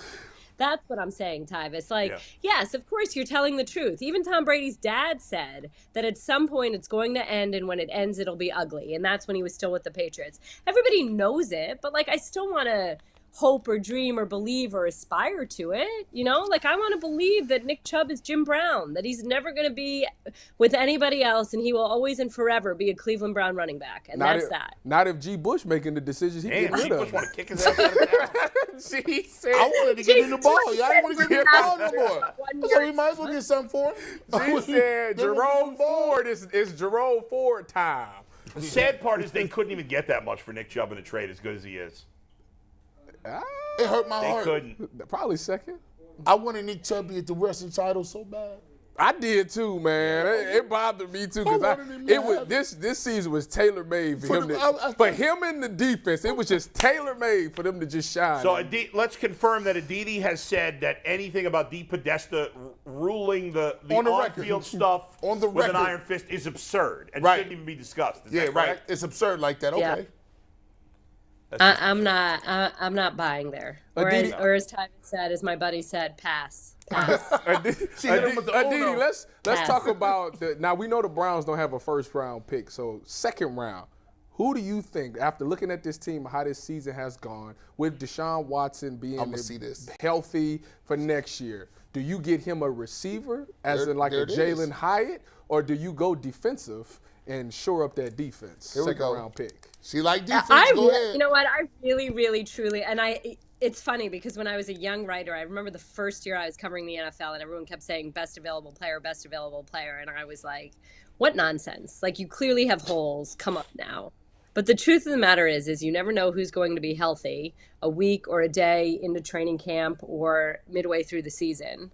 And you never know how much impact somebody could have. I'll go back to that first year I covered the Giants. They had, I don't know how many pass rushers. I think they had Osi Umenyiora, Justin Tuck, Matthias Kiwanuka, and they took Jason Pierre-Paul. And you know what? All 4 of those pass rushers were key in winning a Super Bowl the next year. And so it's sort of like you think this is a position you don't need, but you never know what you need, and you never know how you can use a player. And the best coaches are going to deploy the best players that they possibly have. So on the face of it, there are more defensive needs. You need more defensive depth. You definitely need some sort of defensive tackles. You need to be able to stop the run. You need to shore up that defensive front. But again, it's like, what does the market tell you? What's available? Who's there? Who knows? I mean, I still think it's so early. It's so early to sit here. Unless you have one of the top 5 picks, it's hard to sit here and identify and say, okay, this is absolutely what you need to go and get in the draft. Didi, there's a lot of anger and bitterness and resentment and hostility and toxicity, and you throw the word out and it fits with how people feel about the Browns right now. G, I'm talking to you. I'm confused right now. With 2 weeks left, I guess you win the last 2 games is the easy answer, but how is there anything that can be done to sort of swing this and make fans feel good about this team? I have my own particular things that I think, but I'm curious what you think. Is there any way to swing this and have a good feeling, a successful end to this season? What does that look like? I think that's exactly it. I think it's 2 wins. I think it's going into the offseason on a high note. I think it's feeling like, okay, DeShaun Watson has gotten his legs under him, that he's gotten this team there, that you've got some players that can make some tough plays, that can, make routine catches look routine. Do that, David Njoku. I'm looking at you, feel good and also feel sort of angry and motivated going into the offseason. It's funny. It's a fine balance. Like, if you lose, you want to sit here and say, okay, we fell short. We're going to work that much harder in the offseason. But the truth is, you want to feel like you're hopeful. Like, you want to feel like, okay, we missed out on some chances. And that drives us to continue to work because we're really not that far away. And so if you can go into the offseason having won a couple games in a row, feeling good about what you've done, you're like, okay, well, some crazy things happened this past season, but we're all together now. This entire offense returns together. This is what we are working towards. We will all be together for the whole year. This is what we're doing. Like, let that drive us. And I've mentioned this before on the air with you, that I remember Kurt Warner saying that was what sort of catapulted the Cardinals into the offseason the year before they went to the Super Bowl against the Pittsburgh Steelers. And it's the way that you end a season really, really does help inform what your offseason is. And that offseason, it is key. It does matter. Yeah. You don't get to just show up week 1 and think, okay, now we're going to run the table and that's that. I think for the fans, Watson playing great means even more than winning these 2 games. Maybe for the team, the win matters more. But if as a fan, if DeShaun Watson kicks ass against Washington and Pittsburgh, now if he does that, they'll probably win the games. But if he kicks ass, even if they lost to Washington, I know it would suck if they lost to Pittsburgh. But if he looks like a stud and throws for 600 to 700 yards in these 2 games, 5-6 touchdowns, just looks like an absolute superstar. Yeah, that totally springboards the excitement. Sure, but you know what, Adam? Here's what I'd respond with. I don't think that, and I don't know how to say this without, I'm most definitely not being disrespectful to the people that pay our paychecks, right? Because it's fans that enable all of us to have the careers that we have. So again, I'm not trying to show disrespect to the fans, but I think sometimes the people outside the locker room don't necessarily have the fully nuanced view of what's kicking ass. And that's so fair. I look at the way that DeShaun played on Saturday. I thought he played incredibly well. I thought that the knock on him was that he hated cold weather, that he couldn't win in cold weather, that he wasn't tough enough to handle that this was not going to be where he was at his best. I thought DeShaun played a tremendous game. Did he have the numbers to show it? No. But could Amari Cooper have caught a totally catchable pass? Yeah. Could David Njoku have caught a totally catchable pass? Yeah. Could I keep going? Yeah. DPJ, go ahead. Those are all reflections on the quarterback. Oh, I'm sorry. Go ahead, Jason. No, I said go. You missed DPJ 2 weeks in a row. Yeah.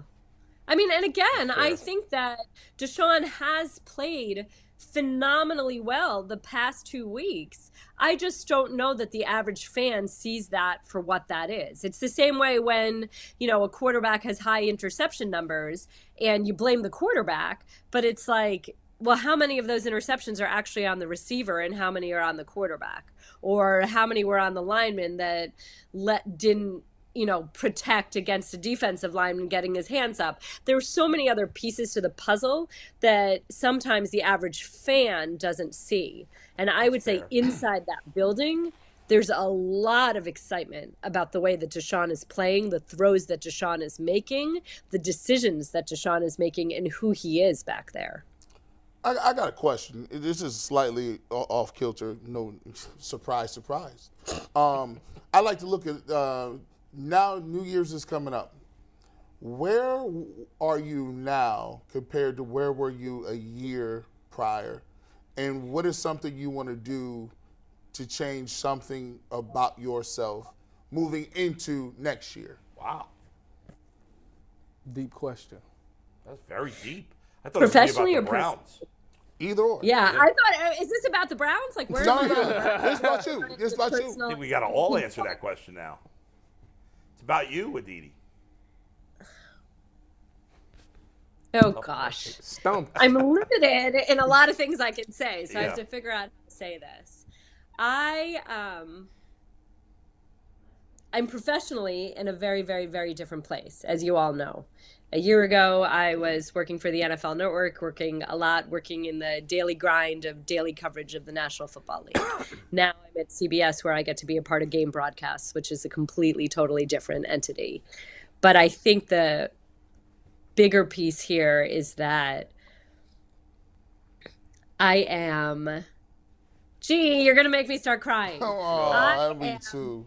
Way, way, way more present in my children's lives. And I don't mean physically present. I mean emotionally, conversationally. I know way less about the transactional nature of the National Football League right now. I know way more about everything else, about the way things actually happen behind the scenes, inside locker rooms, inside meeting rooms. But transactionally, is Carson Wentz starting or not? I'm later on that than I was a year ago. Because a year ago, no matter what I was doing, whether I was at my son's soccer game or I was allegedly playing Candyland or Barbies, this was right next to me. It is not now. Yeah, and I missed it. I was on the radio yesterday and I missed that Carson Wentz was starting. But you know what? I played Barbies for an hour and a half with my daughter and had the best damn time because they are at this absurdly fun age and I'll never get it back. And so, see, I said I didn't want to cry. I feel way, way better about that. And what do I hope I'm better at in this coming year? I hope I worry less. I hope I think about the future less and I think about the present more. I hope I stop thinking about what's around the corner. I'm definitely much, much better at that right now, but I'm still not as good at it as I wish I would be. Why are you doing this to me, you people? Mikey, you said this. That's great. It's a great perspective to have for people that, you know, like you, who work hard and your in these type of jobs, it can, even when you're home, I get it. You're sometimes not home in your mind. Right. Aditi, we appreciate you as always. We love you. Happy New Year, and we'll talk to you next week. Appreciate you. Thank you all so much for having me, guys. Happy New Year. Be safe, and I'll see you Tuesday. See you Tuesday. Happy New Year, Aditi. Bye. Oh, and P.S. Defense wins championship. Yeah. Quarterback. That's a Leroy Horde move right there. That was a Leroy move, no doubt about it. So real quick. Yeah. I do want to ask, because we brought it up with Aditi. She shot it down immediately. Yeah. You shot it down yesterday very quickly in the chat. And Jay, she has sources in that I don't. And I know. And then Jay in our group chat personally was like, I think there's something to this. Yeah. Do we want to discuss any more? I'd like to know Jason's take, since he's in that locker room and we are not. You know, Jason McKee been laying low on it. He was laying low. You've consistently said, Jason, he ain't said a word. that Paul DePodesta has nothing to do with the day-to-day plan. Yeah, I think nobody knows exactly what Paul DePodesta does. Of course not. Yeah. And so I like speaking in absolutes when I know, and when I don't know, I try and couch it. Yeah. And I don't know, but I think that he sets up the organization. I think he sets up the philosophy. But I push back on a couple things. One, to think, and I thought I read this or like he was on headsets. He's not on a headset during the game. He's in the suite with Andrew Berry and Jimmy Haslam during the game. Watching the game. He's with them in the owner's suite. Like, he's not in the press box, or he's not, they don't, you know, he's not on a headset or anything like that. So if that's out there, that's not true. And I don't know that it is. It was just something I heard come up. I do think that he sort of sets the parameters of the organization's philosophy, of what we want to be about, that sort of thing. Is he getting in there and calling plays? No, I don't think that he is. And in terms of like the explosive plays type thing, guys, that's common knowledge. There's a stat that I've said all year long, and I haven't looked it up this year, but this was true at the end of last year.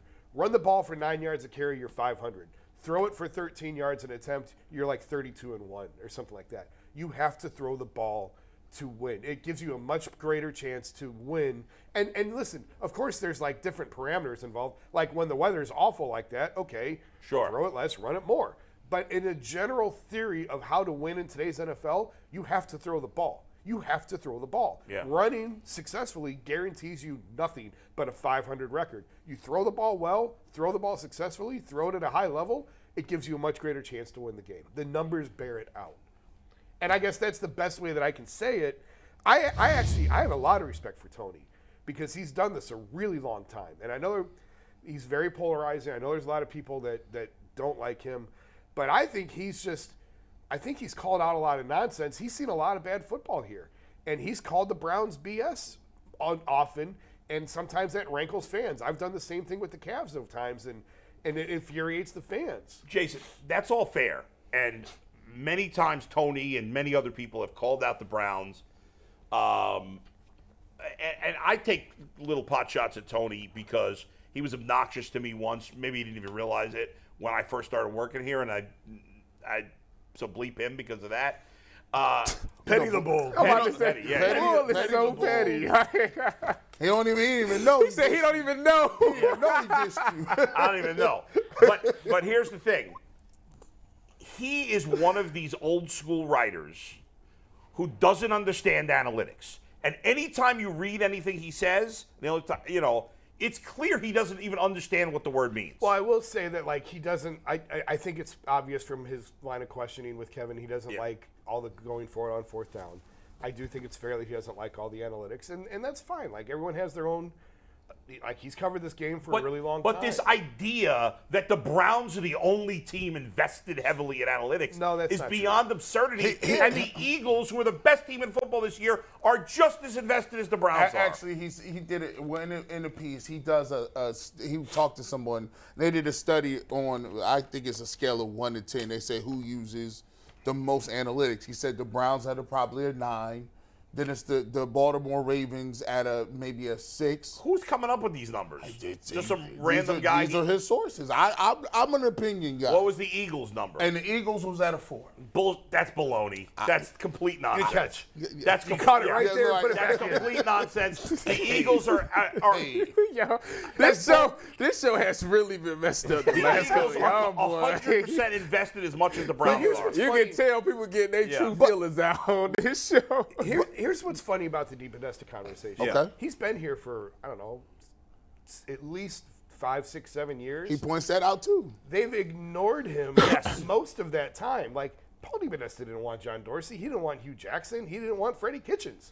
So he's here, but they've ignored him. And I wrote a column, Kevin's first year, they're finally listening to him. Like, this is the first time where they're actually sort of following that script for as long as he's been here. I mean, I've had people tell me who worked in the building that John basically kicked his group out of meetings. And said, Paul, you can stay, but they have to go. Like, they're not part of this. Listen, and Jimmy Haslam is a lunatic, and he might do anything. Anything he does is not surprising. I'm not, like, arguing in favor of the Browns because I think they're a clown organization. However, this idea that Paul DePodesta went from having zero power in the organization to ruling the organization with an iron fist, I do think that they are listening to him more now than they ever have. But there's a big difference between listening and ruling with an iron fist. And I think he has more influence now than he did with Freddie and Hugh and Dorsey and all the the organization's in better shape than they were with those guys. And Jason, this is the way life works. If I'm a decision maker and I've been making decisions on certain personnel and they have not worked, whether it's a Farmer or the general managers or Dorsey, guess what?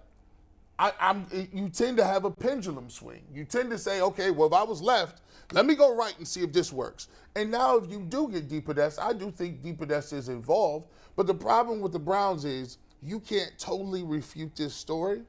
because we've all been here when they told them to put Johnny Manziel in on the sidelines. Like, that's crazy. That never happens. And when that happens to you as an organization, you have a 25% chance of anything that they write. People are going to say, well, we've seen worse. True, G. But however, the facts bear out. Like, this idea that the Browns are this overpassing team is just not factually true. No, they not. may become that because they have a good quarterback now. They're trying to get but there. they run the ball more than most teams. Now, you want to argue they should run it more than every team? Okay. But they run it more than most. So to say, oh, they got to kiss the ring of Polk DePodesta and throw the ball, well, that's not happening. But one more point on DePodesta that's kind of funny, and it fits a little bit. When I first started covering the Browns, obviously I did the NBA for 10 years. I still have a lot of relationships and connections to the NBA. And when I first started hanging around the NFL, I had I think it was 2 different executives from the NBA called me, and they're like, hey, what's the story with this DePodesta? He lives in San Diego and works in Cleveland. How do I get that job? Right, so there right. are people around in other leagues going, what's going Like, on how there? do you get that off? He lives in La Jolla, lives in San Diego all week long, flies in for the games, then goes back to San Diego. So, and well, let me ask you this, too. Nice. That's crazy. That's crazy. That is very crazy. nice. Let me run this by you, and this gives you a reason why people be confused. Okay, who does Andrew Berry directly report to? I don't know. Jimmy. I would assume Jimmy. I would assume everybody reports to Jimmy. Yeah, but it could be Paul. I don't know. And by the way, Does any other organization, It's usually except for the Cowboys, have the coach, the GM, and the operations dude reporting well, right to I don't the know owner? if this is true or not, Jason. Yeah, I'd love you it's to respond. usually But the to owner- answer G's question, the new owner of the Denver Broncos just spoke, I don't know if it was yesterday or the day before, and he announced that the head coach that they hired, because they fired, what's his name? Nathan Hackett. Hackett. They said the new head coach will report directly to me and not the general manager, and because this is how it's generally done in the NFL. Now, I don't know if that's true or not, but that's what he said. The Browns have tried different approaches Right, yes. with the GM and coach both report to owner, the coach reports to the GM. I personally think you're starting a toxic power struggle. I agree. When you have head coach and GM both reporting to the owner. I think that's a bad way to go. I agree, but in this case, I think it's totally ridiculous. So I'm the- with you all. the way- But in this case, Berry and Stefanski are of the same They ilk. look at it the same way, and that's part Yeah. of the reason why I keep screaming, you have to stay with this until you know for sure one way or the other, because this is the first time that they all see it the same way. It's the first time that DePodesta, the GM, and the head coach all look at it the same way, and you don't have this. And if you fire Kevin, you bring in another head coach, there's a chance it could lead to this again. it's going to jump. Especially if you leave Jimmy in charge to go get the head coach. He's going to go get whoever he wants, and now you're going to have this again, and that doesn't get you anywhere. And I'll say one more thing, that the old school NFL, of which there are still a lot of people in power in the NFL, hate to think that some nerd is going to tell them how to draft a football team. And from the moment Paul DePodesta was involved, and listen, when Paul DePodesta first got here, I was like everybody else screaming, what's this idiot doing? He doesn't know what the hell he's doing, and I have no idea what his role is. But there is a percentage of the football world and the sources for these old school reporters that they want Paul DePodesta to be laughed at, and they don't like analytics, which are just statistics. Right. And everybody uses in every walk of life. They're just better statistics. That's true. That's true. There are a lot in football. Even we saw it with baseball with the old scouts that pushed back and hated it. Exactly. And it's now filtered down to football. But I will say, like, the whole idea that Paul left baseball and went to football, it's not common. But I've talked to a lot of different executives, and I've asked them, could you do this in another sport? They all feel like they could, because the way that they think and the way that they set up organizations, they're not necessarily identifying talent and choosing the talent. It's the way that you structure everything. It's the way that you set up an organization in your mind. You know the way to do the healthy culture. A lot of these guys in basketball feel like they could go run a football team. We've seen it with Sashi. Reinsdorf. We've seen Reinsdorf, absolutely. Yeah, good one. We saw with Sashi, I know that's probably a bad example, but he went from the Browns to the NBA. Now he's back in the NFL with the Ravens. We've seen these guys jump from sport to sport. Yeah. So it's not common, but it's not outrageous. Guys, speaking of the NBA, let's switch gears here. We were going to talk about LeBron earlier. We didn't get to it. It's been a wacky and wild show with Maurice and Aditi. But let's get to LeBron here. LeBron spoke after the game. He was back in Miami, Jason. And your buddy Dave McMenamin, who you know, I know him well, but you know him well, much more than I do. He put out a series of tweets and wrote a column about some of LeBron's comments. LeBron turns 38 tomorrow. We have all three that you sent, Bull. So if you want to read, we can go through all here we three. go. During his post-game news conference in Miami, where he arguably had the best years of his career, blah, blah, blah, LeBron James addressed how much longer he sees himself playing. Here's what some of what LeBron had to say. Quote, I don't have a number. I know as long as my mind stays in it, I can play at this level for a minute.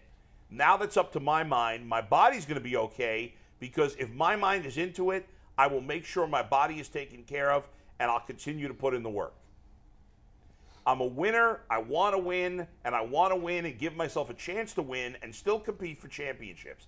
That has always been my passion. It's always been my goal since I entered the league as an 18-year-old kid from Akron. Jason, you have said... There's still more. Oh, sorry, one more. I know it takes steps to get there, but once you get there, and I know how to get there, playing basketball at this level, just got to be playing basketball, is not in my DNA. It's not in my DNA anymore. We'll see what happens and see how fresh my mind stays over the next couple of years. What do you make of LeBron's comments? What is he saying here? He said basically what he told me a couple weeks ago when they were here, because I asked him, we've talked about it on the show, the one question I had for LeBron was, are you still in championship mode? Because I don't think he is. And I thought signing that contract with LA to go back to LA and all the commercials he's doing now shows me that he's not in championship mode. I do think, and he basically just reiterated that there. He told me, he's like, no, I'm still playing at a high level. I'm still in championship mode. And I said, well, they're not the same. Just because you're playing at a high level doesn't mean you're in championship mode. He goes, no, to me it is the same. In terms of how much longer he's going to play, we had a conversation about that when Kobe was wrapping up his career. We were in Philadelphia talking about it. And he said, I will never embarrass this game. This game has been too good to me. It's given me too much. I'm not going to be one of those guys that holds on and embarrasses himself and embarrasses the game. I will leave before that happens. Now, obviously, he's not at that point yet. He's still playing at an incredibly high level. He's not even close to that point yet. No, he's still playing at a really high level. Yeah. The Lakers next year, Russ Westbrook's contract comes off their books. This year's shot with AD being hurt, when they were in town, there was a kind of a feeling that maybe they could ride this and they could get to playoff contention with AD playing out of his mind. He was on a historic tear. Yeah. The Lakers are done. There's a chance next year when Westbrook's contract comes off, they'll have a lot of cap space. Maybe they can figure something out. If he truly is still in championship mode, he's going to have to leave LA. He's not going to win another title. That's right for that. And then we'll see. And then we'll see. I can't imagine he would go to a fourth team. It was funny having that conversation with Aditi about Derek Carr saying he wants to stay with the Raiders and it's only one team for him. LeBron had the exact opposite mindset. We talked about this, and we were in Dallas, and I said, how many teams is too many? Is 3 too many? Because I knew he was leaving then, and I wanted to hear him say it. And he said when Michael left Chicago, he said, when I saw Michael Jordan in a Wizards uniform, I knew anything is possible. There's no such thing anymore as one guy, one team. Like, that's over. And now he's been to 3. I would be surprised if he went to a random 4th team. That's where his son is going to be. Well, and maybe that's... They're going to Utah. Dwayne Wade is like got something to do with it. But he ain't got to play in Utah.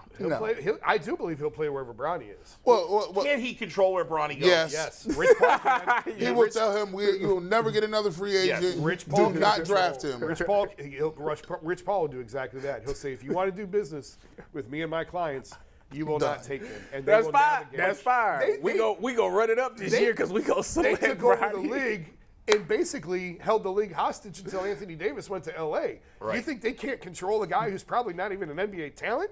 Where he's going to go? Of course, certainly not a top 10 pick. And you think I'm going to jeopardize my money revenue for a year? And let's be clear. Bronny with the first pick in the draft, the Utah Jazz select LeBron James Jr. But let's be clear. There's a lot of owners. I would willing to wager 3/4 of owners don't want that kind of circus. They don't want an old. You think they would take an old LeBron and not you know the money? The money. I will jeopardize it for 1 year. The national TV sure will. appearances. He's the biggest star. The memorabilia that you sell.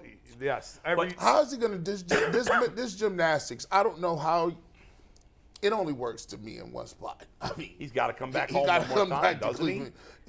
If you want to compete for championships, So you got to have a stacked roster with stuff that and guys that are young enough. Veteran minimum deal. Or guys that are young enough to play defense because you ain't trying to do that. It has to be a roster enough, and they set it up by putting Mobley's brother on the team, right? We will do friends and families. That's what they're saying. Yeah, he's not an NBA player. Yeah. We will do friends and family. It's like a cell phone player. Yeah, cell phone player. And real quick, we move on to LeBron, and we'll get back to LeBron. I forgot to mention that when we were talking with Aditi and about DePodesta, that was brought to us by our good friends at Tri-C. Because, as always, our Browns talk and Cavs talk today as well is sponsored by Colgan Community College. Tri-C supports students financially, professionally, and personally, opening up the doors of endless possibilities. Tri-C in Cuyahoga County is where the future starts. Start now. Classes begin January 17, 2023. That's a paper drop. I think Mike just needs to say Tri-C because he is struggling with Cuyahoga. Yeah. Cuyahoga. He's getting better. He's fine. All right. That was it. That was good. Cuyahoga. One more note on LeBron in terms of Bronny. The Cavs do have a first-round pick the year that he's eligible. And I had someone from the organization point that out to me. Oh, and by the way. Oh, recently? Yes. And guess what? Can you see the montages? The kid from Akron. I'm just and saying. Another kid that has his dad from Akron, and he got picked too, and he come out with the all-white suit. Well, his kid ain't from Akron. Dwayne Wade is not right? Dwayne Wade selected him. Just tell him. But they didn't live in Akron. Bath. He's from Bath. Yeah, he's from a kid Bath. from Bath. He will be from Akron. Let me ask you They're going to wipe that Bath down. Let me ask this question. Is LeBron James good enough to start a bidding war for his son in the draft? Of course. So I say that to say I think Utah got like a bunch of picks because of the Does trade. LeBron want to go play in Utah? That's not the point. Black people do not want to play in Utah. He's going. Russell Westbrook. Okay, so he ain't playing with Donovan Mitchell. They don't want to go. I hear what you're saying. But listen, for the Utah Jazz, if they decided. Stop this Utah Jazz. I'm just saying. I want him back on the Cavs. I get that. No. I'm with you. I want him back on the Cavs too. I agree. But I'm saying Utah got all these picks. If I trade these picks to ensure that I get the number one pick. Yeah, but he's not the number one pick. I'm just Nobody saying. wants to take him number one. Just saying. You crazy. I'm just saying. Well, let me say. Who's in this And they class? select Bronny. Yeah. LeBron said that he's playing with his son no matter what. I know, but they're not going to. So he going to Utah. No, because LeBron is not going to let that happen. He said his last year will be played with his son.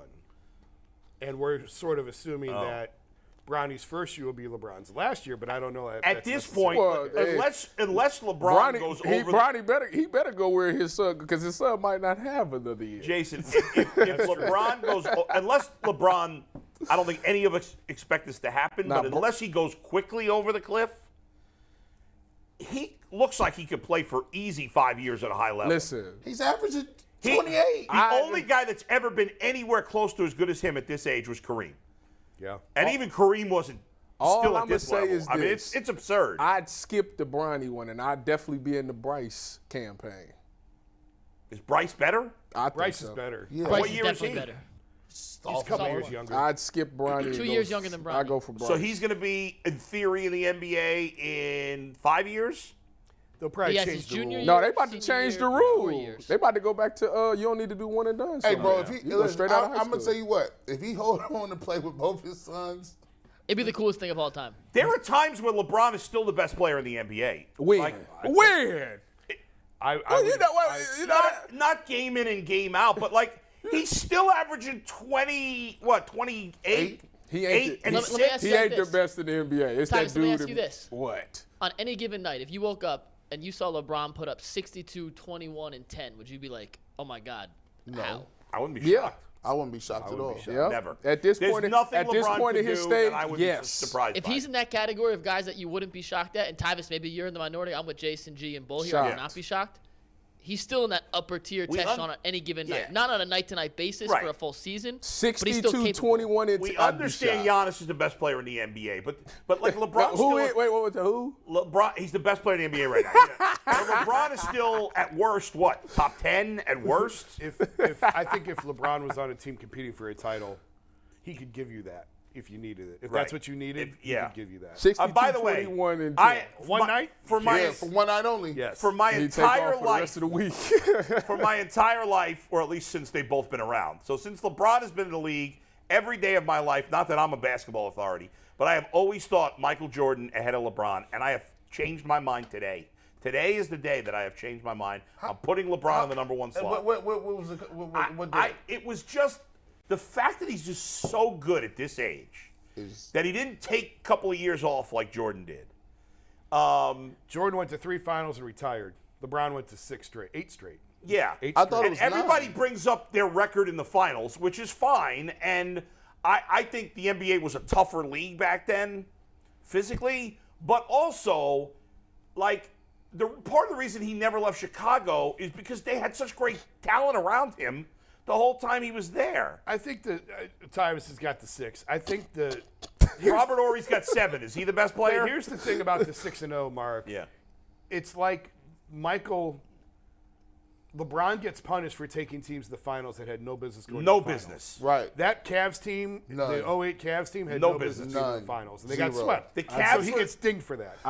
Outside of the year they lost to the Mavs, that was bad. The 2018 Cavs had The no Heat. business I'm going sorry, to the Heat. finals. That was on LeBron. Outside of the Heat team that lost to the Mavs, which is a bad job out of him and them, every other time he's lost in the finals, they were underdogs. So, like, Michael skates because he couldn't beat Detroit earlier in his career. Why does that make Or sense? Boston. So if Michael beats Detroit earlier in his career to make the finals And gets then smoked by the loses, Lakers, yeah. somehow it's better that he never. That Right, he- it doesn't make you any know what I sense. mean? Yeah, like- it's Doesn't make any better that sense. he lost to those teams rather than win and get there and lose. Michael That's the just part that I don't Michael just understand. comes off as when you look at his finals being 6-0, it lets you know that if he got there, he find a way to win, and that's what it is. I'll give he him- gets there, he's going to win. LeBron, in my opinion, Come is the hell or greatest- hot water, he gonna win. I think LeBron And that's is the the thing. greatest team sport athlete in the history Like of the LeBron, planet. LeBron is a great. More than Brady? Not even close. LeBron is great, and my the opinion. thing is, he should have been able to just take over games with the athleticism and the way that he was. He could have literally which he tried to do that last time against Golden State. And JR blew that. From every statistical category, LeBron is a better player. Oh yeah, for sure. Statistically, he's For better. sure. And if you look at the eye test, let's just be clear. LeBron is faster. He's bigger. For he jumps sure. higher. He shoots a better percentage. Yes, down he the did. three-point Everything. arc. He's He a got much more willing passer. everything. And Jordan is abrasive to say the least. But here's what we'll say. Pound for pound, if you got to play a game and you looked at Michael Jordan and you looked at LeBron James, in their prime, LeBron could guard Michael Jordan. Ain't no point in time Michael Jordan can hold LeBron. Ever. Talking about defensive player of the year, Mike. That's Mike won defensive Defensive player of the year, Mike. LeBron is the most. Wait a minute. Mike was the first person to point out that if LeBron goes right, he's driving and dunking. If he goes left, he's gonna shoot. Look, I ain't never seen. There's three of the most dominant people that I've never ever seen. When you look at Shaq and what he did to people. Now Shaq right now, Shaq better than all of them. In my personal opinion. Shaq ain't even the best center of all time. Are you crazy? Why? Because Kareem had a hook shot. And LeBron are the most physically gifted. And Giannis listen. Giannis Shaq would bust Kareem. Shaq, Wilt, bust Kareem. Bill Russell, and Hakeem Shaq Olajuwon all in his better than prime Shaq. would bust Kareem. All right, guys, I got to update you guys on something real quick. You're out of your Can't mind. make a free throw. Browns legend Yeah. Josh Dobbs is starting tonight against the Cowboys on Thursday Night Football. He was picked up off the Lions practice squad Over 8 Malik days Willis, ago huh? Why And isn't he is Malik Willis? starting. He's a rookie. Why isn't he playing? because Malik Willis has not thrown for 100 yards in 4 starts this season. But he's a rookie. Why would you not play him? And he's a first round pick, right? No, he's a heck third-round no. pick. Heck Third-round no. pick. But still, I mean, it's a chance to see him. That's stupid. Why would you play I Dobbs? think they sold the stock, and Josh Dobbs, Browns preseason legend. Do you remember a few weeks ago? And I actually remember All this of because Cleveland gonna be tuned we were in. cutting up old shows for end of year stuff. I was going through a clip this morning of Brad standing on the table, pounding his fist for Josh Dobbs over Jacoby Brissett. Yeah, there was a moment I said Dobbs should start him. You And did. we're You going to said see tonight. that. We're going to see said tonight it. if you were right, You Bull. didn't say that. I was very. That was a stupid comment. We all make stupid comments. It was a stupid comment. I said it once and quickly got off it, but it was a stupid comment. But the stupidest comment I've ever made, ever, and I bring it up again because I'm not afraid to call myself out, was about a year and a half ago when the Cavs were playing well with this young team, even before Donovan Mitchell, and I said I wouldn't want LeBron back on the Cavs. is the dumbest comment I've ever made in 20-plus years of radio. And what's even dumber is that the majority of fans agreed with me. And what's even dumber is that there's at least a quarter, if not half our fan base that would not want LeBron back. We got less than a minute, so I got to preview Go tomorrow. Go ahead. We got preview tomorrow. DeQuell, headlines, New Year's resolutions. I want you guys to see what Anthony made during the show. This is kind of how the whole show went today in a great way. But this is what Anthony was doing while we were working. I like that I'm skinny there. Thank you, Anthony. All right, overtime. I got to go for overtime. It's going to be Jason, Tyvis, and G on overtime next. We'll see you tomorrow right here on the Ultimate Cleveland Sports Show. I got to go. Listen.